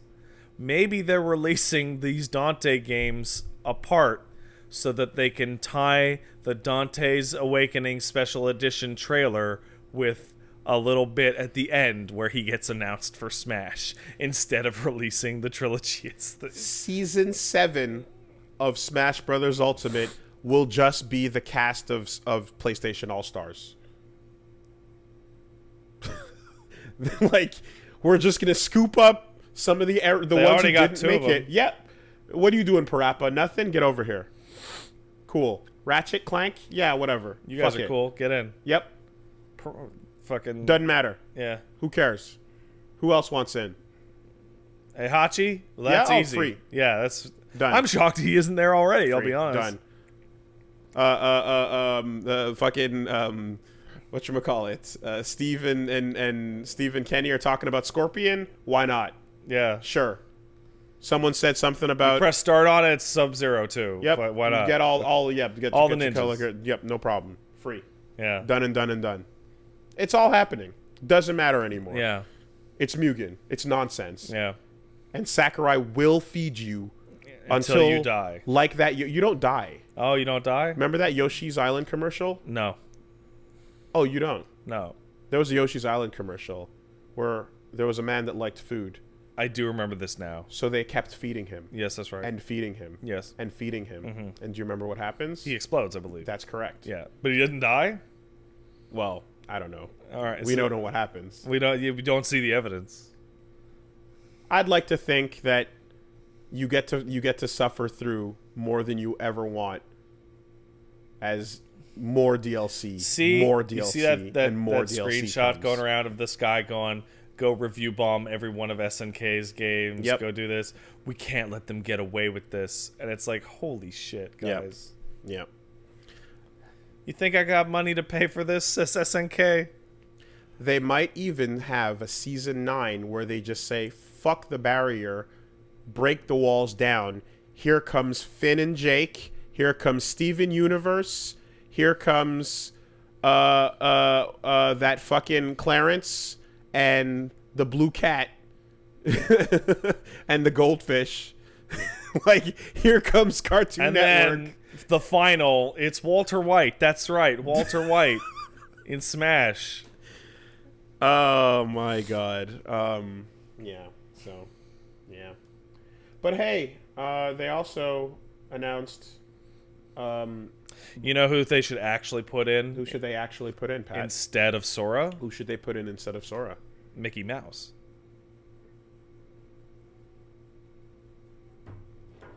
Donald Duck. I don't know, man. Mickey Mouse? That's a get. Yeah, but Donald Duck, as in his Kingdom Hearts form, solving all the problems. You just saw that clip. You know who's more likely? Sephiroth. I feel like Sephiroth is a more likely appearance. That remake's coming along, everybody. March 2020. They showed the graphic. You seen that graphic? I did. Looks good. Key visual. It's they remade it, you guys. I'm putting that on the docket too. You can check it out. It's Cloud staring up at the big thing. It's the box art. It's the box art. Looks good now. I mean, Cloud looks different, but the reactor looks almost fucking identical. Yeah. Just up-res. So It's good. that's what you do. We're 6 months away. That's crazy. Well, until they delay it for 2 years. The cynicism is just... FF13 versus, man, that was 10 years. Fabula Nova Crystallis, motherfucker. And don't you roll your eyes and smile in cynicism. You were in that company while that shit was going on. I can only imagine how fucking frustrated people were getting behind closed doors. Those are not podcast stories, my friend. We move on. Those are not for air. Rogue Company was this weird ass thing that showed up. Proper jank, guns and running and shit, but That game looks... Nah. it looks like a, oh shit, we're out of games on the channel. What do we do to fill for this weekend? Let's go play Rogue Company for a while. Well, SNES games. it's no Marlo Briggs. Certainly not. SNES games coming to Switch Online. Yeah. Yoshi's Island is there. Stunt Race FX is there. Super Metroid is there. Once again, Mario Kart. it's like 30 games. Link to the Past. And they'll be added irregularly So, over time. Tetris 99. Yeah, I got a bunch of new stuff. Yes, I am so pumped that they keep actually giving this game love. It makes no sense to me. Like, I have no reason to think that they would continue caring about it, but they're caring about it a lot. They're tying it in with fucking whatever, fuck, Three Houses, fuck shits. They're doing some fucking Fire Emblem bullshit, and they're doing all these new modes, and there's a physical copy that's gonna exist now, and like, it's such a crazy full package compared to the free thing that they released suddenly without warning the other day. Tetris 99 is fucking great, and I'm super happy to see them fleshing this out. Unexpected, and I love it. Hell yeah. I remember watching that and go, oh, there's a game for Wooly. He will enjoy the Tetris. But would you have expected seasons of DLC? No, of course not. So there we go. It's fucking Tetris. Lovely. Daemon X Machina, we talked about it. Okay, yeah. There was an announcement that was the most targeted, specific one.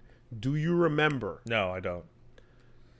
They said they're porting to the Switch Jedi Knight 2 Jedi Outcast. Yeah, that. I flipped my shit. Like, you want to talk about laser focused on a specific one That's that people have been talking about for That's one of the years. greatest games of all time. That specific one. Yes, that one. Not the one before. Not the one after. That one. That's the good one. That's such a specific pick that, like, people are in their ears telling them the right shit. Yeah. Right? Who's that? Like, the LucasArts people or whoever is in charge of all of this. Which one of these is the good one? This one got it. This is the one people wanted. This is the one they're getting. And who knows? Maybe it'll have some of those fun mods applicable in it. It will not. No. But There's no way on this planet. Not actual user-created shit. But maybe there'll be, like, wacky cheats and fun stuff. There's one wacky cheat that I know won't be available. Which limb is cutting. G_Saber Realistic No limb cutting. Space 1. No. But you know what? That game was still super fucking sick even without that. Yeah, that game's incredible. Yeah. Dueling. Also weird that they're re-releasing a Star Wars game that is so explicitly anti-canon. Yeah. Now especially. Yeah. Visually, like, not fine. even that updated. It's just running... It's running better. It's running what it used to look like. Just it's that, like, N64 models being emulated kind of thing. Super sharp looking, low poly. Yeah, it looks good. I like it. Yeah. So What a fucking pull on that. So surprising. That game's incredible. Witcher 3, they already announced. That we saw real footage of it, and congrats, we figured out how that game will be running on the Switch. It will be running badly at a very low resolution. That is how they will do it. How much worse does this look? It looks very worse. Ooh, that horse had no skin. Ooh. It looks. I would like to start saying that. It looks very worse. It looks like Skyrim. Yeah. it actually looks like Skyrim. Yeah, that's a shiny horse. Big shiny, very, very shiner. Very shiner horse. Assassin's Creed Rebel Collection. Gotta sell Rogue somehow. Rogue is getting ported. So, I mean, to be fair, they launched it on a last gen, Sure, like console, so whatever. that was weird. People missed it. That's fine. Here comes Rogue. Dauntless for other. That game's bad. I'll tell you this right now. Dude, that is there's a huge Dauntless fucking. They're wrong. Hardcore. Okay, well, fight them. I will. Here's the fight. Your game's bad. Dauntless's shot was that the Monster Hunter games were trapped on the 3DS. And then Monster Hunter World got announced like a couple months later. And then their launch got eaten. Well, I would rather play... You say that as if the numbers back up your claims. Except that Dauntless is very popular. Dauntless is free. Yeah. And it's getting ported. It seems to be doing well. Whatever it's doing well, it's not good.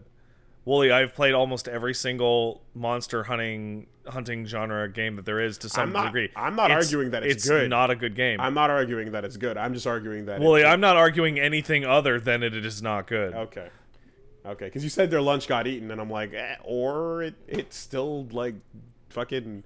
I see it at every trade show. When Monster Hunter, I see crowds when Monster of Hunter people. World came out, it absolutely ate their lunch. They were still in beta at the time, and like you could feel the depression coming off their updates.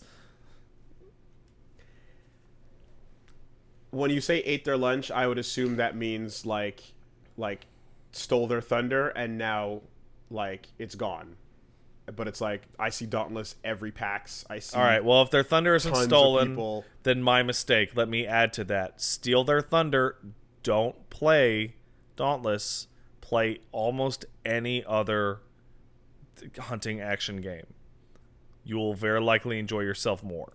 I have no horse in this race. I don't give a shit about Dauntless. All I can say is I see it everywhere, and I see a lot of people talking about it all the time. So it feels like it's just one of those. Listen, Wooly, I go to every trade show right outside of my vision. That's always there. I go to every trade show and I see the Evil Zone booth there, and there's always lots of people lining up to play it. I know it's free, but like Evil Zone, like Street Fighter didn't eat Evil Zone's lunch, man. Okay, it's really popular, dude. Like we can just use real world examples of shit I don't give a fuck about, but I know you don't give a fuck about Evil Zone. Anyway, yeah, it's coming. Call of Cthulhu. That's a good port. Vampire. I thought it was Vampire. Whoever picks the pronunciation for their game. Vampire. Hey, this is a bit of a side tangent. You know what drives me fucking crazy in any game or movie? When let's say it's a vampire game, you have some characters read it as vampire and other characters read it as vampire, and I'm like, this is fucking stupid. Somebody should have spoken to you guys and told you to pick one. That's dumb. Yeah. Animal Crossing, New Horizons. I don't understand that game. Although AC New Horizons could be any of the franchises. Could be an Assassin's Creed game for sure. Fuck. Yeah. Astral Chain New Horizons, going back to reclaim the old world. There it is. That's the game. Xenoblade Chronicles Definitive Edition. That is not a definitive edition. That is a remake. You see this comparison screenshots? That is not an upscaled or better running game. Like, they're redoing the models. Really? They're adding more grass. That is a remake. That's insane. It is weird they are calling it Definitive Edition when it is not. It is totally a remake.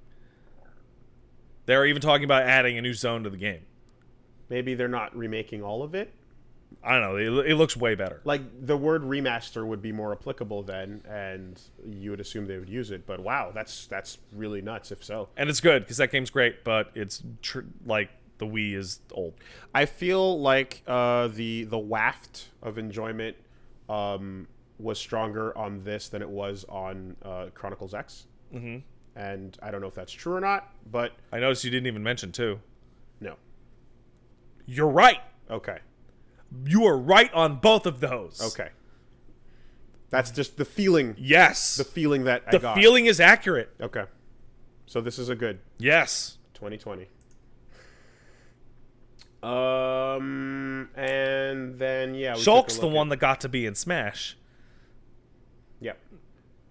Goemon, costume, yay. And then, yeah, Banjo-Kazooie and Sakurai doing his two-handed nonsense. Yeah, Nintendo brought a lot. Unless you like Metroid or it's SMT. The thing that almost, like, you know what, I was going to say it never gets old, but it's actually starting to get pretty old. But it's still... it's still funny for at least a second every time is someone just playing a round of the latest update of Smash and just posting a screenshot of 8 characters and going, I can't believe this is real. Yeah, it's getting dumber every time. And it's just like, oh, who's it going to be this time? And it's like, oh yeah, Sans just beat Snake. Sans Undertale. With Sonic and Cloud Pac-Man and Cloud and just, yeah, video games. Nonsense. Fucking Mugen. You know? Well, I think we're at the point where you can fill the 8-man roster with all not Nintendo characters. Of course you can. So, you could have done that a while ago. Yeah, but that's stupid, right? And it's all A-lister, not Nintendo characters. Yeah. That's the significance. Yeah, so we still haven't gotten Solaire. It's coming. Everyone forgot about Solaire, but it's coming. I would cry a tear. It's coming. Everyone forgot. I would for real cry a big tear. A skeleton is going to drop and die, and then it's going to leave a little item, and he's going to pick it up, and the bottom of the thing will go woo, and it'll be invitation. And then you'll go to the item description for it, and it'll be a fucking blurb about joining Smash. And then he'll touch a summon sign, and he'll fade away, and then he'll reappear in the stage, and it'll go boom. Solaire. Are you just coming up all with this like that? Because this is all. Cuff. This is. I would actually expect something like what you were describing, right? And he'll appear, and he'll do the pose, and Solaire praises. I guess he praises the sun, whatever. And then the stage that he's fighting in will be some fucking. It'd be Lordran. It'd be Firelink area.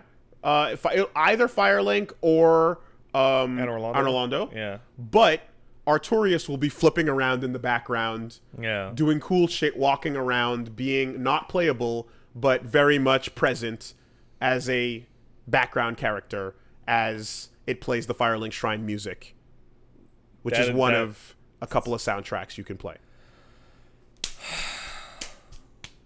So I think we've made the decision. Done. Is that Smash trailers are best done outside of Nintendo Directs if possible, and outside of here is a Smash Brothers trailer. Summon signs appear from moment to moment in the stage. Yeah. And if you're playing with hazards on and items on, you can walk over to them, and whoever stands on them and crouches summons an NPC. Famous NPCs from the Tarkus shows up and swings around for a while, and then taunts and fades away. Oh, I'm upset. That's super good. You're super right and good. But, like, they should have a Dark Souls 4 trailer, and at the end of the trailer, you hear Solaire, and he walks up, and you're like, oh, cool. And then he picks up the invitation, like, at the Game Award. Like, the Joker one's still the best one. By far. Because it was... The word Nintendo was not talked about for, like, an hour before it happened. Mm-hmm. And all it was is the fucking invitation just turned, and you went, oh! Mm-hmm. Couple of alt costumes for Solaire. Yeah. You know? Oscar. Yep. Yeah. Lucacio. Yeah. Just fuck it. Summon fucking Onion Knight. Onion Bros. Yeah. Yep. Totally. And of course, it's going to have music from all 3 games. Yeah. So it's not just going to be part 1 or part 2 or part, So. Easy. It's happening. All right. That's pretty much... If that happens for the next character, you're going to go down in the books as a future teller. I mean, if that's how it goes down and it doesn't go down in that way, someone's not doing their job. Fair enough. Oh, man. And hooray, yay. Also confirmed, not on the direct, but on its own later. Under Night In-Birth Exe late CLR confirmed for the Uniclear. Switch. Uniclear is coming to the Switch. Uniclear And sounds PS4, like a of fucking course. Acne product. We just give up trying to, like, this franchise, we leave it alone. We leave it alone. Walking through Japan, seeing the shirts that they had on sale at WeGo and all their other, like, hip joints where they have these just, like, there's a bunch of gibberish shirts that Rach and Austin and Steph all bought, and I would have bought a ton myself, but obviously there are no woolly sizes in Japan. But I love the gibberish, and I love the paragraphs of nonsense. And this game is dedicated to that spirit, that feeling of English as a fancy, cool thing to see. It doesn't matter. Don't read it. I mean, I was walking through the store, like, guffawing at shirts, and it was kind of like, I wonder if they even know or can tell why or what. I wonder if the trendy kids shopping here even understand remotely what's going on here. And the funniest part was one of the ones I saw had kanji on the side as well, and even the Japanese was gibberish garbage too. That's great. So it was right across the board. That's fantastic. Let's take some mails. Hey, if you want to send a mails, go down to castlesuperbeastmail@gmail.com. That's castlesuperbeastmail@gmail.com. Well, don't go down to it. Send a letter to it. Yeah. I had somebody try and fucking juice the podcast email line. They sent in a donation. It was like, hey, my friend sent in this email. Can you let Wooly know that I sent it in so it's right on the podcast? I'm like, no. Was it a good email? I don't know what it was about. I've erased that part from my mind. Okay. I think it was about spoilers or something. Because I've gotten people doing the double tap on other forms of social media or in other places, Discord, Reddit, etc. I'm not going to let money influence the email selection process. If it'd be pretty funny if it's like, was it a good email? It's like, no. Okay, well, anyway, we got one coming in from Satsui. Dear Leroy Smith and Ginger Torbjorn, I'll live with this. in light of Terry's reveal and the subsequent announcement that there were even more characters on the way past the initial 6, I already started seeing the new quote-unquote Smash poll chart involving Japan, the US, and the EU with their own top 10s. Yeah, we mentioned this. Yeah. In fact, I think they just went through the replies, right? And just went through, like, how many people requested people. Japan, number one, replies. Lloyd from Tails. What the fuck? It's funny that like this collection of data is based entirely on the most useless place that this request could be made. That's correct. It's like, if I shout it out in a reply on Twitter, that's where they'll listen, right? Well, I guess so, actually. I mean, they did the character polls, but that was a while ago. That was quite a while ago. It was before everything became possible. It looks like your typical guest list for the current Twitter user, Doom Guy, Master Chief, Dante, and the like. But then on the EU and the US lists, Gino. I see him, the universal indicator of falsehoods. The second I laid eyes upon him, my mouth was flooded with the taste of lies and deception. I've been thinking about it. Does he actually have a chance? I can feel Pat saying no already. Considering Ridley, King K, and the newly resurrected Banjo and Kazooie, I feel there's a much larger realm of possibility for characters. However, it's likely not just Nintendo ones. My question is it better to reject all information that doesn't come straight from the horse's mouth, or is there some room for it? Best regards, Satsui. All right, so I feel very strongly about this. Characters that get in as costumes can show up in the next game as full-fledged characters, but not again in the same game that they got costumes released I've been saying that forever, that the rule has not yet been broken, where someone came in as a costume and then got turned into a real I think boy. it is now very likely that Sans will be a proper, fully fledged fighter next time. Let's call it hold that thought, because one, let's call it the Pinocchio rule. Okay. And two, the Pinocchio rule has never been broken. All right. Right? Three, when you say next time, you speak as if there's going to be a sequel to Smash Ultimate. Of course there is. Okay. There is no possible way, in my opinion, you can follow up on this insanely... the whole point, the end game of Sakurai feeding you till you are full and crying is that when you decide, when Nintendo knows later on they're going to need more Smash in some way, shape, or form, it's not going to be trying to live up to what you just did. It's going to be probably, in my opinion, a new take, a reboot of some kind. You're fucking crazy. That's absolute absurd bullshit. You think they're just going to take Ultimate and just go Ultimate again? Yeah. And just add more? Absolutely. Wow. That's what the whole series has become about. You're fucking nuts. If Nintendo was smart when they made those deals for Cloud and for Banjo and for so-and-so, those deals include whatever the fuck they had to do to get Snake in again, which is, this is a Smash character now. No, this is a game with the name Ultimate. I think that word has a reason to exist. I think it's called Ultimate for a reason. It doesn't matter. I think this is the final... It'll be called Smash Supreme. It does. I think this is the final Smash as we know it. You're fucking crazy. I think Smash will continue. I don't think they're going to try to one-up this. I remember you saying the exact same thing to me on the podcast about fucking Brawl.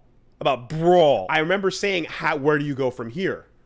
You said it again for Smash for the Wii U. They can't just keep adding characters. They'll have to cut. They'll have to do a reboot. And then the Ultimate now has more characters added than any other game ever before.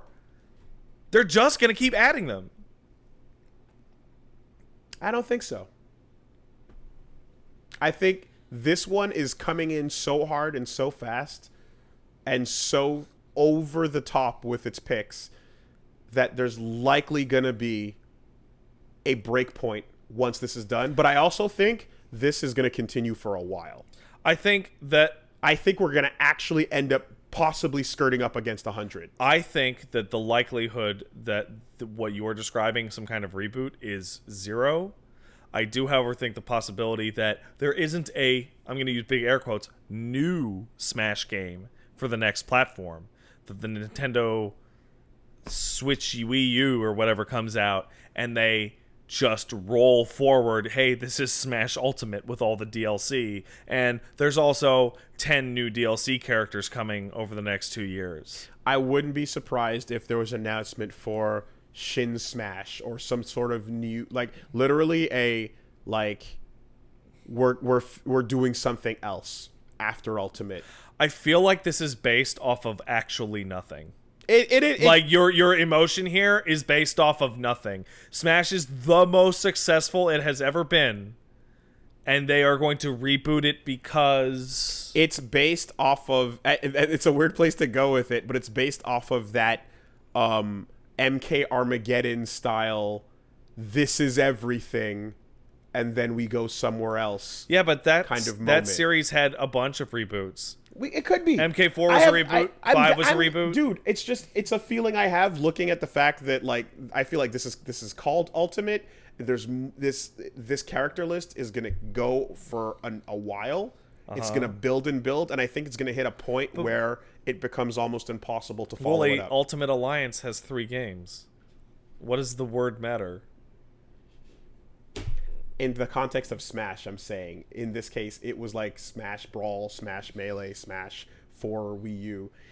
It is just a feeling, but I feel that the amount we're looking at here is getting to a point where, like, it will be a very hard act to follow. So, and I just realized what we're actually talking about. Sure. We're talking about Pokemon.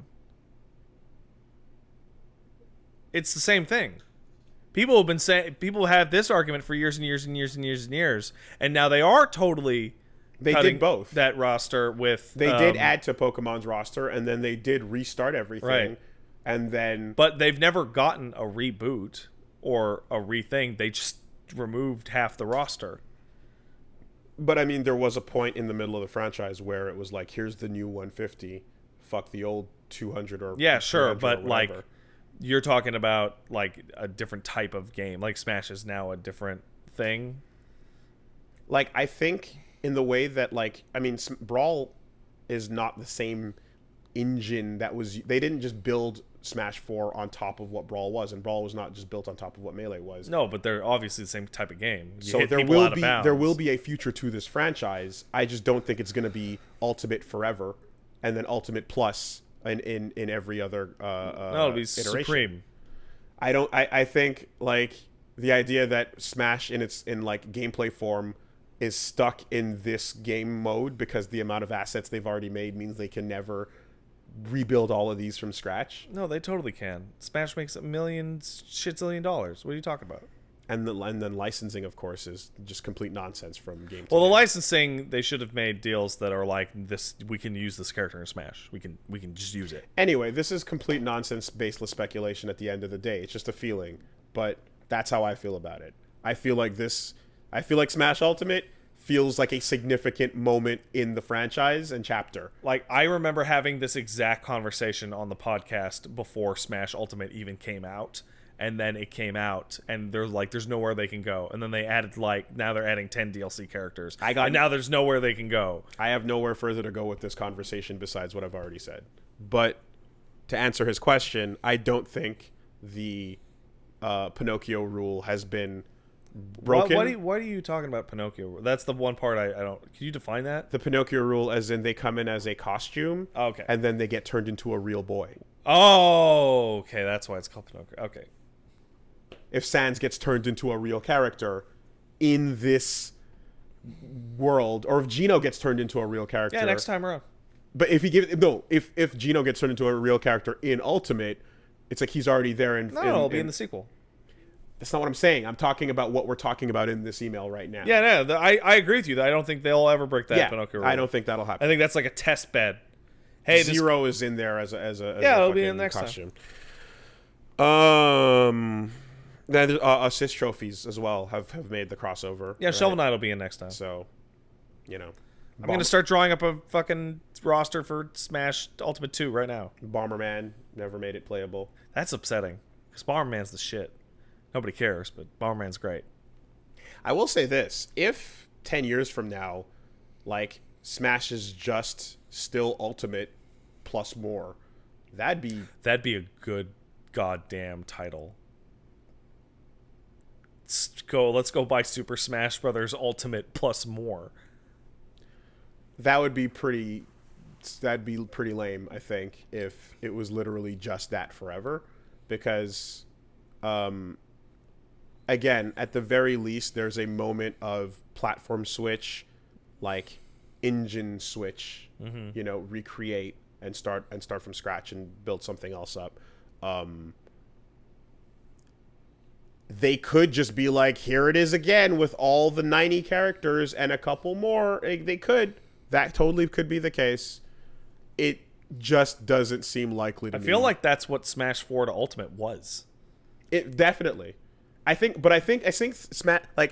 Smash 4, my entire narrative of like you're just getting everything is because it feels like every Smash up until now, there've been a kind of like they're still holding back on the big requests, you know? There was still like walls up and you'd get a couple characters, but it feels like I'm sure they're trying their best. But it feels like with Ultimate, when they first like they dropped those inklings and then all the floodgates came open and everyone that was ever speculated or was mainly hoped for got scraped up and thrown in, you know? Like Banjo-Kazooie is a specific ass choice that people wanted, that Xbox pushed, that got thrown in there. You know, like like Ultimate represents we're listening to what everyone wants now. Yeah. You know, so what happens when that hits its natural conclusion? Goku. Yeah, sure. But what happens when that happens? What happens after that? Dick Clark. I mean, Jackie Gleason. You know, like there's going to be a point where it's like, okay, the Switch is now ending as a console. Yeah. We're moving on to the next thing. You could just keep it going forever, I suppose. But I think Sakurai, knowing him and knowing how he's looking for a place to die, he's been looking for. I don't think Sakurai's the be all end all for Smash. I think he had the choice to not make Brawl because they announced it without telling him, which is the funniest thing. And in the world. He went, "Fuck you, you pieces of shit! You know I have to be on it." Whether or not Sakurai's on it, Nintendo's going to keep making Smashes, as proven by the fact they'll announce the games without even talking to him. And he will work himself sick every time, and they will not remove him. And then he'll die. Despite your demands that they remove him from the project, he won't And stop. then he'll die, and then they'll prop his skeleton up in a chair with a GameCube controller in his hand. Sakurai is looking for a tree to sit down under and close his eyes. Well... That's why I think this Not is Ultimate. before I get Sora, motherfucker. You will get Sora, but then he will sit down under that tree. That's why I think this is one the more. Final. I think that's why I say this is the final, why this is Ultimate. Because he is looking for a place to lay his fucking sword and just hold it and then fade to black and white. In that what's it called? Ashita no Joe. Yeah. That Ashita no Joe pose. Sakurai is waiting to look down and smile and just fade into black and white. Because that's it, man. And then they'll move on past his memory and make Master Chief playable. It'll be Smash, but will it? I was blown away to see Steve as number 5 on that US list. Yeah, people really want Minecraft in there. In fact, I showed you that angry post. Steve. I hope we answered your question, buddy. Poyo from Rock. Hey there, Waddle Dee and Waddle Dreads. Quick question for Wolves, although Pat can join in if he has an answer. What's your favorite Kirby moveset, and why is it Yo-Yo? Also, play Paper Mario. I have a clear favorite of all the Kirby styles, but I'd be curious to know if you have one. I'm struggling, man. I think the last full Kirby game I actually really played at length was the one on the NES. So, I know some people are probably thinking to themselves, oh, it's gotta be Knuckle Joe and Fighter Kirby. Nah, that's too easy. You're fucking wrong. It's Suplex for 110 reasons. Mm-hmm. Because there's 110 throws you can fucking do with it. Suplex is the greatest. It's the best.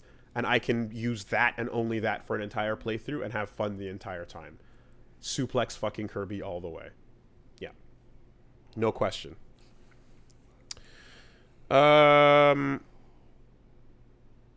Kevin, interface spoilers. Dear Woolly Bear and Patterpillar. What? Ever found yourself... I find myself replaying Amazing Mirror and exploring all the weird little quirks of its map. One of those quirks is you can only only first get to the last world through out-of-the-way warp stars. And I thought to myself, this would have been a really cool thing to stumble upon unawares, like Kanto in Pokemon Gold and Silver. Right. If it weren't clearly marked on the map in the first area the game gives you. Have you ever had something in a game that you wish it took more time and effort to find out?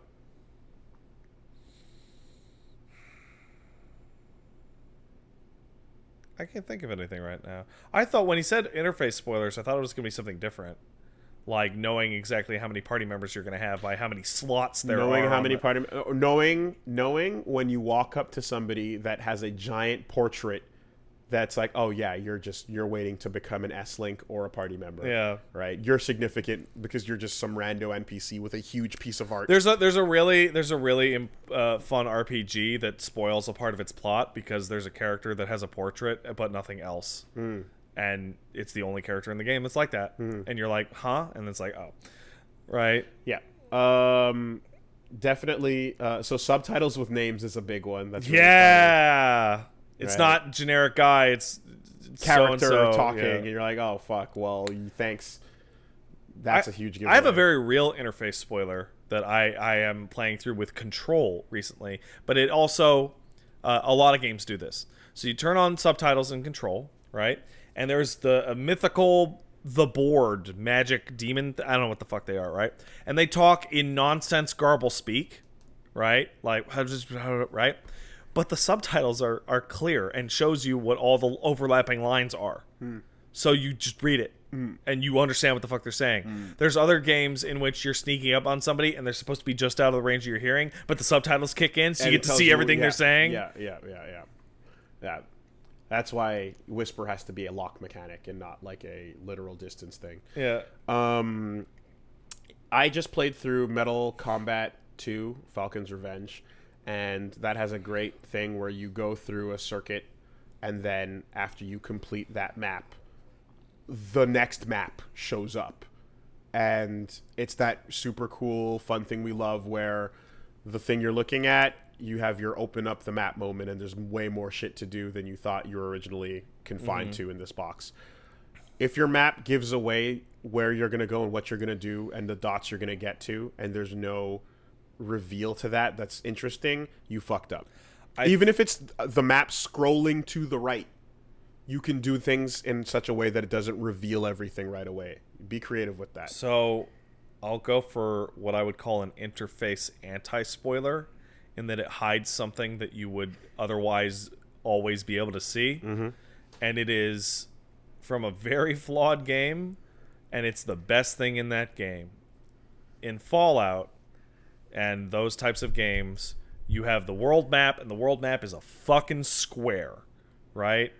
And in Fallout 3 and New Vegas, when you walk up to the edge of that square, you just stop. It's an invisible wall. In Fallout 4, in the bottom left corner of the map, the story tells you to go there and says go find it. And you walk into the bottom left corner, and it's an irradiated fuckhole.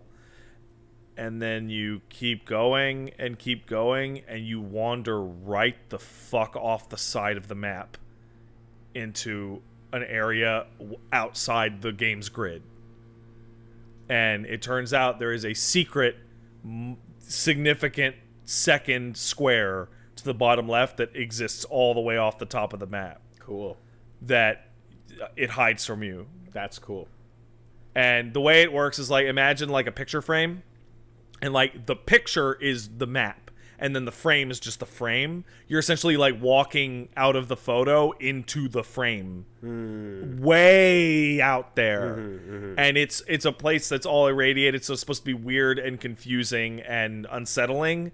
And you do so like in a place that like, it's weird because it's only the interface that led you to believe you wouldn't be able to go there, but it's the interface from 3 or 4 different games. And as you cross that threshold, and you go, "Where the fuck?" Like all of a sudden, you start. You were conditioned to think this was, and you're like, "Wait, so where is the end of this? Does it go on forever? Does it? Where else is?" And it's super super cool. nice, smart. I like that.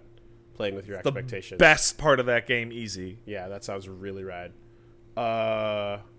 I'd love to design a game where there was a meter underneath your life bar for the entire game that did nothing, and I'd want to see how many hours in before you just stopped seeing it, until eventually at the end of the game you get the thing that starts using it.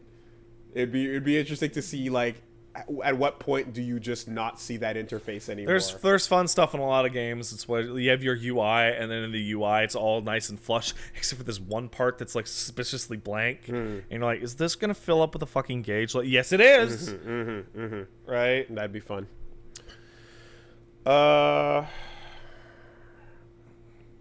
And lastly, we got one coming in from Ali, and he simply says, so my uncle is a beast at Tekken. Many years ago, my uncle decides, hey, I'm coming to America. He comes in, and his first question is, do you have Tekken here? At that time, I knew of it, but I didn't have it. So we went out to a GameStop, and we picked up a copy of the newer ones, Tekken 6.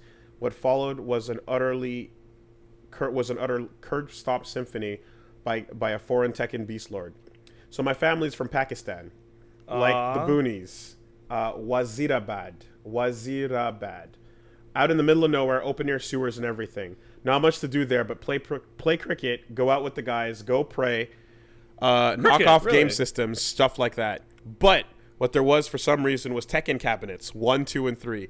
For the low price of getting hustled out of their rupees for tokens, they could not die out in the 100+ degree heat playing cricket, 37+ for Celsius for non-burgers, and pass the time playing Tekken.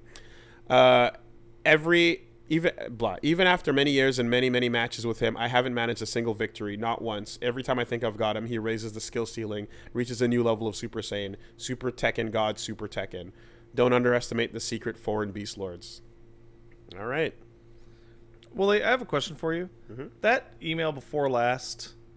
First of all, yeah, Pakistan's going nuts. Second of all, the email before last about spoilers. Is the context of spoilers in the title of that email?